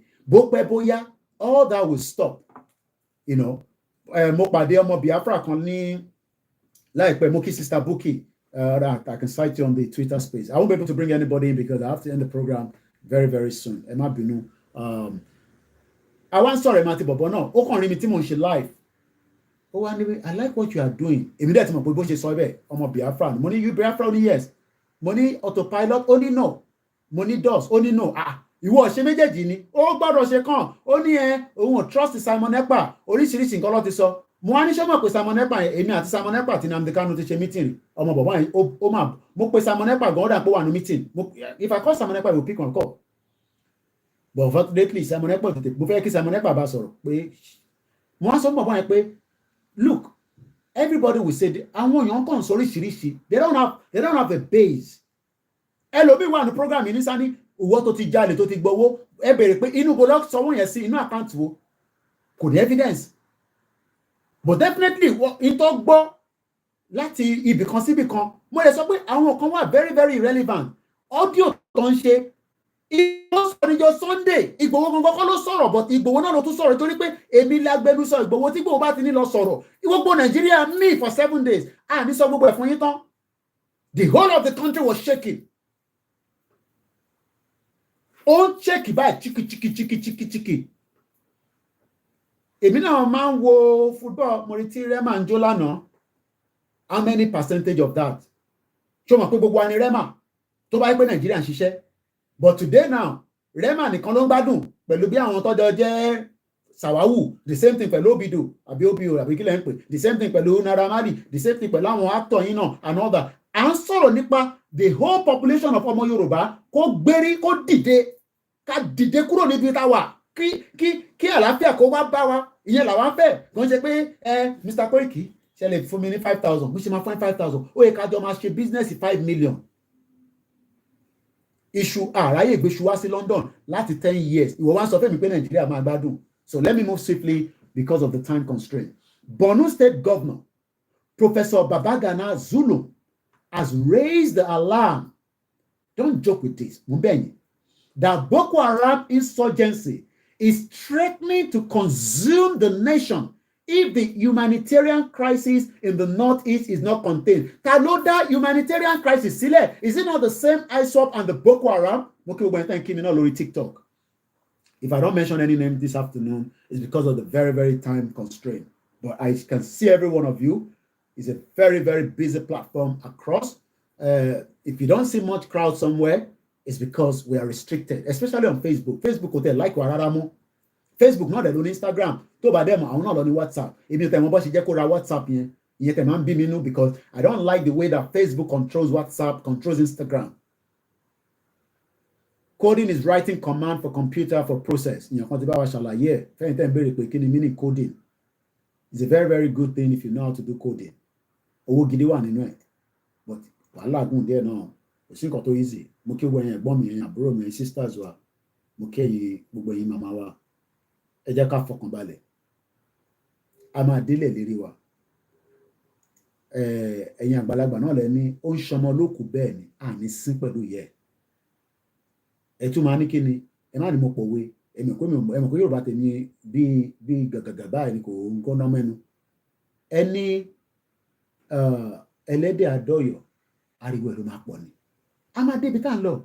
Ẹ jẹ́ kó máa ní akàn pariwo ní kíníkan. Let us just mo kí gbogbo ẹ̀yin yá wa gbogbo ẹ̀yin tẹ́ ń ṣe hairdresser pátápátá. Let's remain calm. Don't let us lose focus. Bola Tinubu lè solve gbogbo problem Nigeria. A gbìyànjú but just for a few years. Ẹ jẹ́ ká padà. I hope Bola Tinubu will look into the humanitarian crisis because if you can look into it, at least go to slow it down. Professor Zulum says the continuous existence of internal displaced person, IDP soon lọ káàkiri gbogbo Nigeria, mad country. You know, IDP camp, ọ̀pọ̀ káàkiri ní Nigeria. internal displaced people, not person. Internal displaced people. Moki went about Lori Instagram as well. Thank you so much, those of you on our Twitter space. We are almost there. I know we are not giving you the full 3 hours. It's very, especially when you are not using a laptop. If I was using a laptop, everything goes in one software. But I have to write up here before I set everything up. It consumes a lot of time. Even so staff to so if I have the strength to come back, I don't like to say because wife mi máa ń fẹ́ hold me sí yẹn pé ó ti sọ fáwọn èèyàn pé òun padà bọ̀ ó dẹ̀ gbọ́dọ̀ jáde náà ẹ̀kọ́ tí n bá sọ fún pé mò ń padà bọ̀ nísìn kò ní lè sọ bẹ́ẹ̀. So if I have the time, I will come out. If I don't have, then we will just manage. But jẹ́ ká jọ máa pàdé lórí Twitter space, and remember to support the platform with whatever you can. Prayer, advice. Ẹ má tún máa sọ pé I have a question. Ẹ̀yin mo béèrè pé ẹ bá ní question ẹ lọ sórí website wa ibì kan wà níbẹ̀ ẹ lè send the question yìí kò ń ṣe pé kẹtù wá send the message pé I have a question. Mo understand. Mo lè blame yín. Èèyàn kan ní comment kan náà dàgbà bẹ́ẹ̀ Reno ìyẹn ti jẹun káyó tó bá dán follow Reno já máa kọ̀ gbọ́n kan tó ń sọ kó get out because owó tó wà lọ́wọ́ ẹ̀ ó ti jẹun nígbà Jonathan Bílá Olúàpọ̀ndé nísìnyí ó ti di political analyst ó lè ti ralé sí America ralé sí London cash government owó ń bẹ nínú Nàìjíríà kò circulate gbogbo wa ní Láolú Àkàndé mo rí níjọ́ ní lórí politics today mo ní Láolú Àkàndé mà lélẹ̀ kẹ́ the former spokesperson shortman devil yẹn Ọ̀ṣínbàjò Pastor Ruga òun náà ti di political analyst padà ló tẹ̀ dánrí rẹpẹtẹ báyìí ló wash ó ti jẹun káyó so bó ṣe rí nìyẹn táwọn náà bá fẹ́ jẹun ni màá ti wà níbẹ̀ láti 2015 ìwọ́kọ́ lè ṣe máa sọ fún mi pé nísìn ṣé PDP ló ń ṣàbí APC I had the privilege ní 2015 kọ́lọ̀ fún Kẹ́dàpọ̀ Williams ó bẹ̀ mí títí mo nínú ẹ̀gbọ́n ẹ kí n máa ṣe tèmi ṣe lọ ìdí ẹ̀ bá lè ṣe fún mi fine tí bá wá ṣiṣẹ́ fún yín ẹ sanwó fún mi èmi àti APC I agree ìwọ lè ṣe máa sọ pé wọ́n ti jẹ́ Ìgbòho àwọn ọmọ Ìgbò yẹn tẹ̀lé máa ń ṣe yẹn bí a rò pé Ìgbòho àti Nnamdi Kanu yes ìjà kan náà lọ́jọ́ ń jà but ọ̀tọ̀ọ̀tọ̀ ni wọ́n they are so pain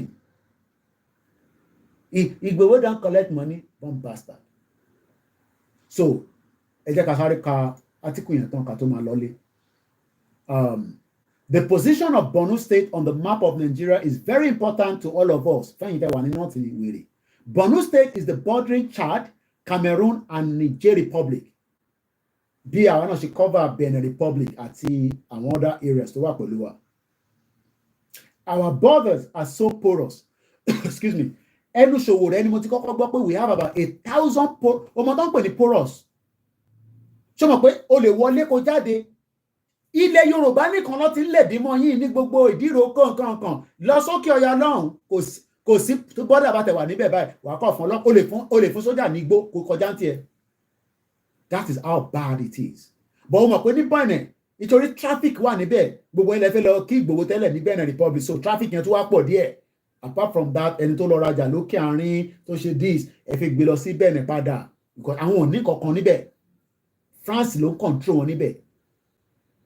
So ìyẹn ni border yẹn ṣe stiff but all the other borders but gbogbo mọ́tò tó ń gbé wọlé láti ọ̀dọ̀ wọn náà wọ́n sọ custom duty ìwọ bá fẹ́ gbé mọ́tò wá láti Benin nísìn wàá máa san a lot of custom duty so this whole thing is just not working it's not working mélòó la fẹ́ fi ṣàlàyé fún yín sórí gbàtà bá ń jáde tá à ń fi tẹ́ ẹ ṣe kí ló ń ṣe bọ̀bọ̀ tó ń ṣe báyìí because in tèmi rí àti tí mò ń gbọ́ òun ló ń jẹ́ ká rí ìyá pé ṣé àwọn ọmọ Yorùbá ń rí nǹkan táwọn rí ṣá kọ́nà kó wà pẹ̀lú gbogbo wa o so wọ́n ní our borders are so porous and therefore maintaining security in the northeast sub-region entails maintaining the security of the entire country so n tó ń sọ fún wa nísìnyí pé a sì máa dín pẹ̀lú program lọ́la again n tó ń sọ fún wa nísìnyí pé tí Borno bá ti fail forget it okay àwa secure okay Sanwó-Olú Dàpọ̀ Abíọ́dún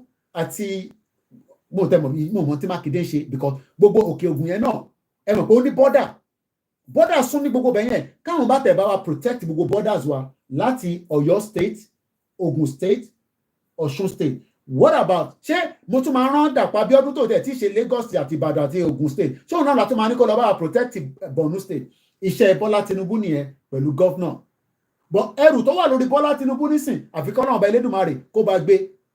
Torí ẹ rántí pé Gbajabiamila sọ bẹ́ẹ̀ ó ní the weight of Nigeria, hey, the weight of Nigeria, only Almighty Allah. Kò tí ó dẹ̀rù kó máa sọ pé àwọn oníṣẹ̀ṣe kò sí wo ṣẹṣe kò pé Jésù. Is because Mùsùlùmí lòun náà, Mùsùlùmí ni Tinubu. Ṣé Mùsùlùmí ni gbogbo wa ní Nàìjíríà? So gbogbo tá à ń sọ lélẹ̀ èèyàn kan náà tó ní Ṣakí has a border with ṣẹ́tẹ̀rí ilẹ̀ Yorùbá náà ní border tó pọ̀ rẹpẹtẹ. A lot of things lèmi náà learn nígbà tí mo wá lé fún 6 ó dẹ̀ gbà tẹ́mi náà wá kẹ́kọ̀ọ́ ni. So many things, you know, especially ẹ̀mọ̀ ní àbáwá pẹ̀lú olóyè o gbọ́dọ̀ ní mọ̀ oríṣiríṣi, you know. I wish I spent more time in Yoruba land. I wish I did, but whatever happened, you know, we couldn't because of other factors, especially after the invasion of Igbo's house. Ohun mi pé kí n kọ àwọn kan yẹn báwo ló ṣe ń fọ́ndì àwọn family ẹ̀ ní bomb bastard. Òun bí journalist pé báwo ló ṣe ń fọ́ndì family ẹ̀. Ṣèbówó tẹ bá ń ibi tí yàn bá ti ṣe kọ́ ló ti máa jẹ.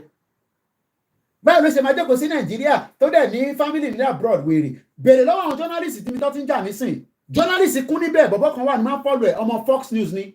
Ọlọ́run mẹ́ta ń san fún because risk tó ń take insurance ẹ̀ gbọ́dọ̀ high. So àwọn tó rí mi pé akíkanjú lélẹ́yìn náà tó lọ jókòó sílé ó yá Koiki ìwọ náà gbà. Àwọn ọ̀rẹ́ sọ pé àwọn fún amọ́ nísìn torí pé wọ́n ti tẹ̀lé àwọn bomb bastard kan lọ and then so what? Adúpẹ́ fọlọ́run. Èmi ti wo ẹyin bread àti sardine àbí tuna òróró oúnjẹ ẹyin mẹ́ta ni kódà mo jẹ́ tán apple juice tí mo mu gíláàsì ẹ̀ ló ṣì wà lẹ́yìn mi. Tí bá tún jẹ́ kíkùn mi relax dẹ́ mú gbọ́dọ̀ kò yẹ kó kánjú kí ló má lọ máa lọ toilet. Ẹ̀wà wà ní fridge màá tún ṣe kíni pẹ̀lú gàrí Ìjẹ̀bú. Ṣé wọn náà lè jẹ the same thing? Tó bá ti lè jẹ the same thing that's fine, no problem. Kò máa gbọ́ program kó máa fi ṣe fàájì. Tó bá ti lè jẹ the same thing mọ̀ pé wà nù ṣẹ̀. Tó bá ti lè jẹ tó mú ẹ lọ́kàn láti jẹ láàárọ̀ ọmọ forget it inú ṣẹ̀ ló wà. Tó bá jí láàárọ̀ tó bá jẹ́ pé ògì ló mú ẹ mu èmi dẹ̀ like ògì aláta náà àbí ògì wà á mú pẹ̀lú mọ́ínmọ́ín bọ̀ ó wá jí láàárọ̀ àmàlà wá wọ̀n ẹ jẹ ó wá dé búkà wọ́n wá ní àmàlà eléèlò àmàlà fa ṣé mo lè fi 1,500 fi jẹun ṣá ní Nàìjíríà nísìn èyí tẹ́ wà ń lé ṣé mo lè fi 1,500 bẹ́ẹ̀ ni which weight Tinubu ló sọ bẹ́ẹ̀ wọn àti Gbajabiamila ó dẹ̀ ti náà òun trust Gbajabiamila ẹ̀ bá pè lólè ṣé mo lè fi 1,500 naira èèyàn kan ní no kí ló dé you can't use it to eat o ẹ̀gbọ́n kí ló dé so tí bá dé no kí ni mo lè rà pẹ̀lú 1,500 tí bá dé ọ̀dọ̀ Àmàlà Ṣítà mo mọ̀ pé èmi náà kàn wáìnì yìí nínú because nígbà tí bá ń lọ síbẹ̀ èmi ọmọ ẹ̀tọ́ mo ṣáà mọ̀ mo dẹ̀ like àwọn ìgúnfẹ́ yẹn Ọlọ́run ọmọ tó máa ń fi sínú àwọn ọbẹ̀ yẹn gan sẹ̀ wọ́n dẹ̀ 1,500 no fit o you no fit eat anything o ó rẹ̀ ìgúnfẹ́ nìkan àmàlà wa ń kọ́ pẹ̀lú gbẹ̀gìrì èèyàn kan ní máa ra gálà àti soft drink èyí ò fẹ́ jẹ gálà ẹran inú gálà yẹn ẹ ti reduce ẹ̀ inú bí mi nígbà tí mo lọ́lé tí mo kó gálà wá mo wá rí pé nígbà tá a bẹ̀rẹ̀ sí ṣí gálà yẹn kí ló wà nínú bíbá kò sí nǹkan kan náà ẹ ti kó gbogbo ẹran rẹ̀ kúrò mo wá sọ fún ìyàwó mi pé meat pie àwọn àṣẹ meat pie nínú ilé èèyàn kan náà I just like to be seeing you online every day ohun èmi náà kémi náà máa wà lórí to spend all my data because of you ẹ ṣé gan ni thank you so much ṣé pé mo lè fi 1,500 jẹun àwàdà ni mo ń ṣe nísìnyí ti parí ètò báyìí àwàdà dẹ̀ ló kù báyìí nísìnyí wọ́n ní all works and no play make Jack a dull boy ẹ̀gbọ́n mi Jack Olúṣọlá ṣé ní Abẹ́òkúta ibì kan wà náà tí wọ́n ti ń jẹ ráìsì ọ̀fadà rice yes one ògúnfe and one àmàlà irọ́ àmàlà kan ò lè yómi o irú èmi tí mo jẹ́ àgbàlagbà báyìí mo gbọ́dọ̀ jẹ àmàlà bíi 4 ẹ ṣe ń sọ pé ògúnfe ni ṣé èèyàn gbọ́dọ̀ jẹ ògúnfe kó má jàmàlà ni ṣé mo gbọ́dọ̀ wá débi tí mo ti fẹ́ jàmàlà kí ni ẹ fún mi lógúnfe wọn ni máa bèrè pé kí ló ń ṣẹlẹ̀ kẹ̀ má ṣe o ibi tí mo ti kọ́kọ́ ní fíà èmi àti olóyè lọ sí my program is completed now a máa ṣe Boko Haram yẹn padà again as a topic mo kí gbogbo ẹ̀yin tẹ́ wà lórí ètò nígbà táwa dé àbá yẹn I was very worried nígbà táwọn tó wà ní abúlé yẹn sọ pé àwọn náà ti ń lọ sọ́jà lọ rajà ni ẹ̀hàn pé tẹ́lẹ̀ kí ló máa fi ń ṣe àmàlà náà ṣèbí èpo iṣu ni ló fi ń ṣe àmàlà nígbà táwọn bàbá yẹn ní àwọn tí ń lọ ra gàrí níta nínú ọjà, àwọn tó yẹ kó yẹ kó máa sá cassava tó máa fi grande tó máa di gàrí, iṣu náà ni ṣé epo yẹn ló máa ń lò ní àbí iṣu yẹn gangan? Because mo ń báyàn kan argue, èmi ní èpo iṣu ló máa fi ń ṣe òun lè lùbọ́, ó ní náà pé iṣu yẹn gangan, white one yẹn gangan ni, òkè iṣu yẹn gangan ni o, èmi ni mo ti gbé gbági nìyẹn o. Wàrísì ní 0 naira, better smart using food to replace naira. Okay, mọ́lẹ̀ Yorùbá, so iṣu yẹn gangan ló fi ń ṣe, so kí ló wá fi ń ṣe, èwo wà ní epo iṣu yẹn? Àbí mo máa ń rí tó máa ń sẹ́ epo iṣu yẹn nígbà tí mo wà ní phase 2, even though pé èèyàn ń ṣàbúlé proper estate ni, àwọn kan máa ń sa, àwọn tó ń gbé nísàlẹ̀ wa gbogbo nǹkan làwọn máa ń ṣe tiwọn. Ìyá mi Kẹ́mi Bello ní iṣu ni, àwọn mi bolo epo, àwọn míì máa ń bo epo ẹ̀, but kí ló máa ń fi epo yẹn ṣe? I still want to know. No, black amala is the epo and the white one is cassava. So cassava náà ló fi ń ṣe amala. I think that yam bag is for láfún. Mo like láfún yẹn náà. Àwọn èèyàn tún rán mi láwọn oúnjẹ kan tí èèyàn máa ń jẹ tí èèyàn bá wà nílé. In táwọn kan ṣe máa ń sọ pé àwọn like Nigeria nìyẹn. Nítorí why náà ṣe like Nigeria. Epo iṣu is for ìlùbọ́. Ìbẹ́ lùbọ́ náà làmàlà. Kí ni mò ń sọ látẹ̀ nǹkan? Ẹ má dà mí lórí irú níbí wáyé kẹ́. The whole yam include epo are used for amala iṣu. Okay. Mo like àmàlà láfún yẹn. Ó dà pé àwọn Abẹ́òkúta la máa ń jẹ àmàlà láfún. State wo ló tún máa ń jẹ àmàlà láfún náà? Kí ló ń pa ọmọọṣẹ́ mi lẹ́rìn? Àwọn ọmọ mi dáadáa, ó ti pè mí láàárọ̀. Ọ̀gá, mo ní di tablet mo ní Ọlọ́run bó wa láṣìírí ni. Gbogbo yín pátápátá lẹ́yẹ kí n fún nìkan before Christmas. Àwọn ẹ̀rẹ́ ń ṣiṣẹ́ dáadáa nílé. Ọlọ́run kó bó wa láṣìírí ni. Mo ṣàmọ̀ pé iṣu náà ṣáà ní gbogbo ẹ̀ṣá, àti epo àti gbogbo ara ẹ̀ náà ni. Àwọn Ìbàdàn ló máa ń jẹ àmàlà láfún, irọ́ lẹ pa. Ó dà nǹkan àwọn Abẹ́òkúta ni. Àpàlàmàgò wọn náà wà ń bẹ̀. My brother, àwọn ọmọ Yorùbá dáadáa ni, Yorùbá tí wọ́n dùn lẹ́nu báyìí. Èlùbọ́ is not àmàlà o. Kí wá làmàlà? Èlùbọ́ is not àmàlà báwo? We eat èlùbọ́ in àkókò too. Kílẹ̀ wá ń sọ pé èlùbọ́ is not àmàlà. Ìyá mi kan Fọtológúnjà, wọ́n ní issue of plantain is èlùbọ́. Ṣèbí òun náà lọ fi ń ṣàmàlà? Ṣèbí èlùbọ́ náà lọ fi ń ṣàmàlà? Èmi máa ń rọ àmàlà nígbà tí mo wà lọ́dọ̀ grandma. Easy dollar bá gbọ́ program yìí ní sani. Cassava is for láfún. Ìyẹn ló funfun, ìyẹn máa ń like ìyẹn báyìí. Mo dẹ̀ máa ń jẹ ẹ̀bà Ìgbò náà. Ẹ̀gbọ́n kan ní nígbà tá a wà ní Abẹ́òkúta grammar school. Ẹ̀bà Ìgbò yẹn gàrí yẹ́lò pẹ̀lú ọ̀krọ̀. Wọ́n ti balẹ̀ ìyá mi Abọ́sẹ̀dé ní bringing the world closer to you. Bẹ́ẹ̀ ni èmi ni mo ń bring the world closer. Voice of one, èlùbọ́ is àmàlà. Àkàlàmàgò máa fáyín yín o. Èyí tún ṣe ń sọ pé èlùbọ́ is not àmàlà o.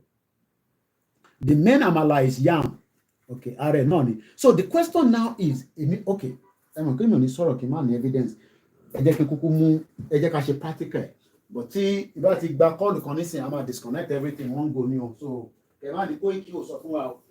So but for now, mo ṣì ní tí kọ́ọ̀lù yẹn ti wọlé, tí kọ́ọ̀lù yẹn bá ti wá nísìnyí, a máa disconnect everything. Ẹ̀yin ará ilé, ẹ rí pé mo ṣe aṣeṣu kan níjọ́ òní tí mo post wàláì. Sórí tá a bá ń sọ̀rọ̀, ẹ̀gbọ́n mi dèrè náà ni original yam should be used for èlùbọ́. Èlùbọ́ is made from cassava, àmàlà from yam, confirm. Èlùbọ́ is made from cassava. Irú Yorùbá ò lélẹ̀ ẹ̀ á dáhùn lórí irú yàrá. Èlùbọ́, okay, ẹ pè wọlé. Ó dáhùn pé line ni wà available. Ẹ pè wọlé because ẹni tó bá ní studio number. Tí mo ní nọ́mbà Àkàlàmàgò ní bíbá. Ẹ má pè sórí nọ́mbà tẹ mọ̀ mí ẹ̀ sí o, studio number ni o.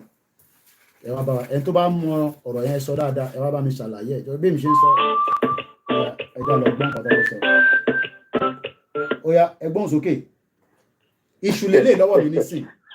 Kí ló ń pa yín lẹ́rìn? Ìwọ ti jẹ́ owó politician, ẹ máa dọ́gbọ́n fún mi ní bíbá. Ẹ̀yin lẹ́ ń bá wọn ṣe iṣẹ́. Ẹ̀yin ti jẹ́ owó politician.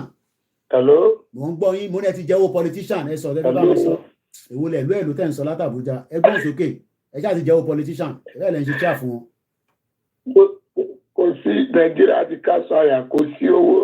Ṣé wọ́n ra ṣé àmọ́ ni? Ẹ gbàgbé ẹ̀. wàhálà ọ̀rọ̀ tí a kọ ilé kò sẹ́ tó lówó lọ́wọ́ báyìí. Kò sẹ́ tó lówó lọ́wọ́. Kò sí owó. Kí la máa ṣe sí báyìí? Wàhálà Nàìjíríà ti cash fire. Ó ti cash fire. Ẹ máa kó cash fire o. Ẹ máa kó cash fire o. TJ ni you have all type of food at home. Ìyàwó mi máa ń stock up ni. Kí ni máa ṣe sí báyìí? Ṣé ìgbé dání yẹn sí fámìlì mi bá ní alẹ́ báyìí wọ́n ti jẹun lálẹ́ àti ọ̀la. Kí ló dé? Nàìjíríà ti kásá ní gbogbo nǹkan tó ń ṣẹlẹ̀ lórí Nàìjíríà sí. Ó dà ká ní máa fún ní ṣù ta ló fẹ́ gba ṣù kí n jù sí ta ló máa gba ṣù lọ́wọ́ mi ẹ̀yin tẹ́ wà ń lé mo ò lówó tí mo fẹ́ fún ẹ bọ̀ mo fẹ́ fún ẹ ní ṣù yìí. Wàhálà sísè yẹn tó bá dọ́dọ̀ ẹlòmí ẹyọ kan gbọ́n tó bá dọ́dọ̀ ẹlòmí lálẹ́ wọ́n máa ṣọpẹ́ ni. Ṣù yẹn dẹ̀ ní wéètì o pálí níyàwó mi máa ń rà òun àtọ̀rẹ́ àwa pin báwa ṣe máa ń ṣe láyé àtijọ́ náà nìyẹn àbámi iṣẹ́ yọ ọ̀rọ̀ oúnjẹ surplus ni kò tó bá lọ́ọ́ rà lẹ́yọ lẹ́yọ ọ̀rọ̀ ìlúbọ́tẹ̀ ó máa ń wọ́n níta. ṣẹ́rí iṣu ṣẹ́rí ọ̀rọ̀ ìlúbọ́tẹ̀ sọ yẹn bẹ́ẹ̀ni sà ọ̀rọ̀ ìlúbọ́tẹ̀ sọ yẹn ní sáìdì àwọn òkè ògùn yẹn wọ́n máa ń pe iṣu kan ní ìkókóró wọ́n máa ń pe iṣu kan ní ìkókóró so ìkókóró yẹn ò kí tóbi bí tọwọ́ yẹn ìkókóró yẹn náà máa ń gbìn. ìkókóró bá ìkọkọrẹ ṣé ìtàn máa fi ń ṣe ìkọkọrẹ ẹ̀ sọ. no ewùrà náà máa fi ń ṣe ìkọkọrẹ iṣu gangan náà ní kókóró yẹn ìkókóró yẹn kékeré ni kò kí tóbi tó iṣu náà ni òun náà máa ń gbé tó máa ń di iṣu ńláńlá. So ní sáìdì Ṣakí yẹn àwọn ló ní púpọ̀ tẹ bá rí ìgbà tí wọ́n lọ sí gàngàn tán lọ sun ìgàngàn níná. Bẹ́ẹ̀ni. Ẹ rí i pé food trailer kan short trailer wọ́n sún pẹ̀lú iṣu yẹn wọ́n sún mọ́lú ẹ̀. Tí bọ̀bọ̀ kan tó ẹ bá mi pé Kóìkì ẹ bá mi pé Kóìkì mo rántí fídíò yẹn. Yes. Iṣu yẹn àwọn area yẹn ló ní iṣu yẹn dáadáa even though wọ́n máa ń import iṣu yẹn fún ibẹ̀ yẹn káàkiri ni àwọn lórí kòkó ẹ̀ wọ́n máa fi ṣe ìdìbò. Àwọn Fúlàní wọ́n ti balẹ̀ Yorùbá jẹ́ gan ṣé mọ̀ pé kò yẹ kébi máa pa wá rárá ṣá ní gbogbo ilẹ̀ Yorùbá. Wàhálà ṣẹ́rí iṣu yẹn ó wè tán bá fi ṣe èlùbọ́ iṣu ó wè tán bá fi ṣe èlùbọ́ iṣu.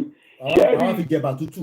Yes ṣẹ́rí epo iṣu tẹ̀ ń sọ yẹn. Bẹ́ẹ̀ni. Ìyá ló sún àwọn ọmọ Yorùbá adébẹ̀ tá máa bẹ epo iṣu tá máa fi ṣèlùbọ́.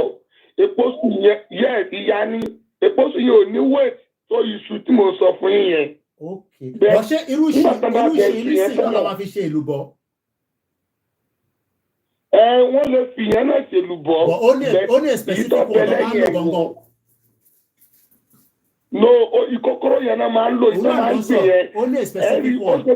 Iṣu gangan ni kò kí tóbi. Ṣé wọn náà ń pè ní cocoyam? Nǹkan mo fẹ́ kẹ́lò mi pé wọlé so ká lè gba kọ́ọ̀bù méjì mẹ́ta sí. No, kò kí pé cocoyam. Ṣẹ́rí àwọn tó bá ṣiṣẹ́ tó bá wà ní sáìdì Ṣakí yẹn. Àwọn ló mọ̀ dáadáa. Àwọn ọmọ Ṣakí máa ń wò mí dáadáa. Yes, ẹ lọ bèèrè iṣu kòkòrò yẹn àwọn ló ní bẹ̀yẹn dáadáa ẹ máa ń kó wá sí Kwara dáadáa náà. Àwọn ìyẹn ló ní àti àwọn tó ń pè ní Bàrùbá. Àwọn Bàrùbá àti Ṣakí yẹn àwọn ló ní iṣu yẹn. So iṣu yẹn ní weight tó bá fi ṣe àmàlà fún yín number 1 ni.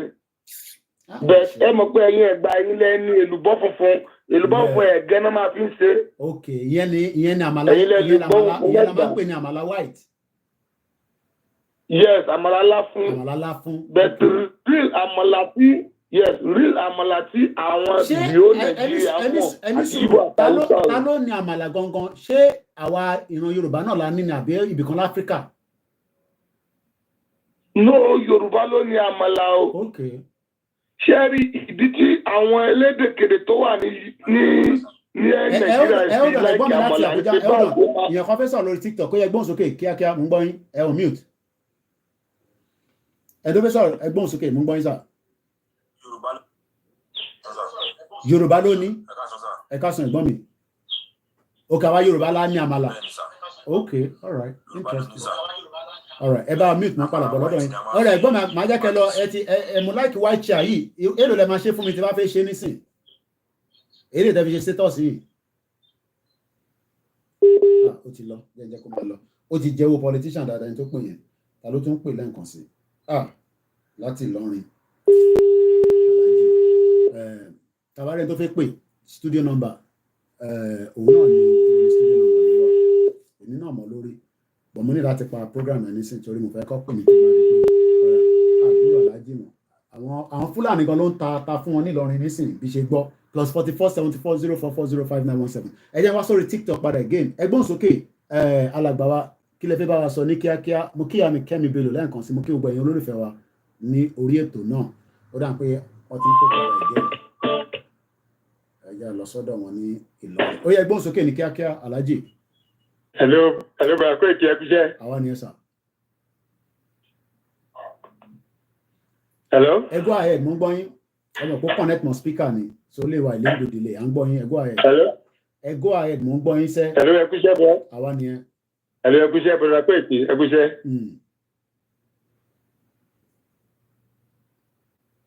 Ẹ máa sọ̀rọ̀ lọ, à ń gbọ́ yín sẹ́. Network ìlú jágbàjàgbà. Ọ̀nà yẹn jìn. Ẹ máa sọ̀rọ̀ lọ Alhaji, à ń gbọ́ yín. Ẹ máa sọ̀rọ̀ lọ ẹ̀ lóyún ti di ẹ̀mẹ́ta nísìnyí. Ṣẹ̀rí irú iṣu tẹ mú dání lẹ́ẹ̀kan yẹn. Irú iṣu yẹn gangan náà fi ṣe àmàlà gidi. Ok, irú àwọn iṣu yìí. Ṣẹ̀rí àwọn tí ò bá lówó, àwọn tí ò bá lówó náà máa ń lo èpo iṣu. Ok, so ìṣẹ́ wà lábẹ́ àwọn tó kájọ ń gbé ní phase 2 nìyẹn gbà yẹn. Yes. Ṣẹ̀rí èpo iṣu yẹn, ṣẹ̀rí iṣu tẹ bá ti bẹ́ iṣu. Tẹ́ bá ti bẹ́ṣu èyí tó dáa tó wà nínú ẹ̀ tó tóbi tá bá ti bẹ́ wọ́n máa sá ó máa gbẹ. Ok, wá lọ. Tó máa di èlùbọ́ flour yam flour. Ok, interesting.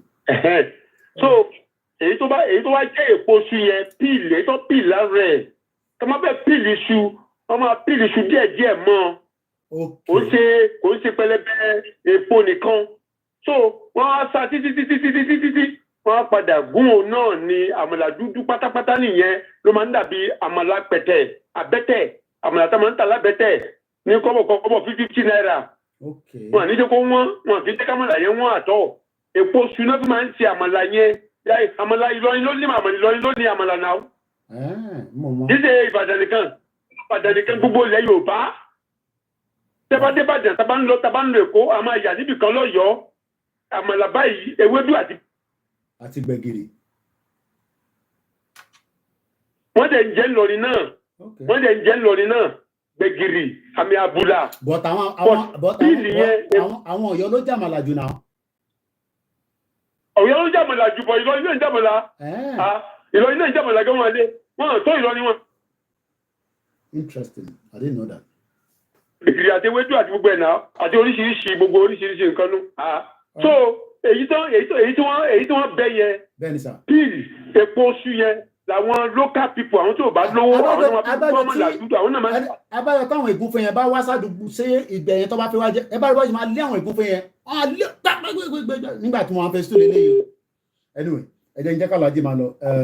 At least we got 2 people that interacted with us. The last person on the Twitter space, TikTok, ẹ bá wa sọ̀rọ̀ briefly ká tó máa tẹ̀síwájú. Mo kí gbogbo alẹ́ nǹkan sí, mo kí gbogbo ẹ̀yin olólùfẹ́ wa. Ẹgbọ́n sókè, my brother.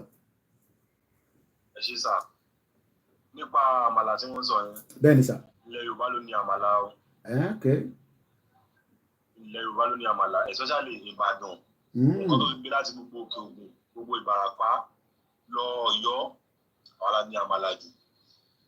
Pákí òun wọ́n fi ń ṣe àmàlà white tá a máa ń jẹ yẹn. Pákí yẹn wọ́n á dé kékeré wọ́n á dà sínú omi tó bá ti di nǹkan bí ọjọ́ mẹ́ta ó máa rọ̀. Wọ́n wá lọ sá wọ́n wá lọ ìyẹn ni àmàlà white. Bọ́ pákí yẹn ni cassava bí. Yes sir. So pákí yẹn nísìn ṣé every part of ilẹ̀ Yorùbá náà ló máa ń wù ló lè wù sí because mo mọ̀ pé ó pọ̀ lábẹ́òkúta dáadáa lógùn state. Bẹ́ẹ̀ni kò síbi tí o lè wù sí nílẹ̀ Yorùbá. Kò síbi tí o lè wù sí. Iṣu yẹn ni la máa fi ń ṣe àmàlà black iṣu yẹn gangan. Èpo iṣu yẹn àwọn tí ò bá lówó lọ́wọ́ ló máa ń fi èpo iṣu ṣe o iṣu yẹn gangan lọ́ máa bẹ lọ́ máa kó sínú omi gbóná Okay. So irú àwa nísìn ní ọ̀dọ̀ tèmi nígbà tèmi wà lọ́dọ̀ grandma àwa kàn máa bẹ́ṣu a rẹ̀ máa dẹ̀ epo ẹ̀nù bọ̀ àwọn tó wà nísàlẹ̀ àwọn máa bẹ́ṣu wá tó tọ́jú epo yẹn. Àwọn yẹn náà máa di èlùbọ́ wọ́n á ṣe wọ́n lè ṣèyàn náà bẹ́ẹ̀. All right. Wọ́n ní gan ní south east náà pé cassava máa ń wù níbẹ̀ ẹ ṣé gan ni my brother thank you so much for joining us as well on the space as well. Ẹ má bínú gbogbo ẹ̀yin tẹ́ fẹ́ wọlé torí àsìkò ni you know I have to literally go now. I'm gonna play anthem. Ẹ jẹ́ n gbé ṣu mi padà lọ sínú kitchen náà. Mo sọ pé tí call yẹn bá ti wá. Hello. All right. So I gotta go now. Call tí mo retí ẹ ti dé. Mo kí gbogbo alẹ́ nǹkan sí. If I have the time, I will come back. If otherwise, ó di ọ̀la ni alágbára Ọlọ́run. Odò agbéwà kò ní gbé ọ̀dàlẹ̀. Instagram, so I'm going to end it. So I'm going to play the anthem and then we end the program. Yoruba Nation, not going back. Yoruba Nation for life.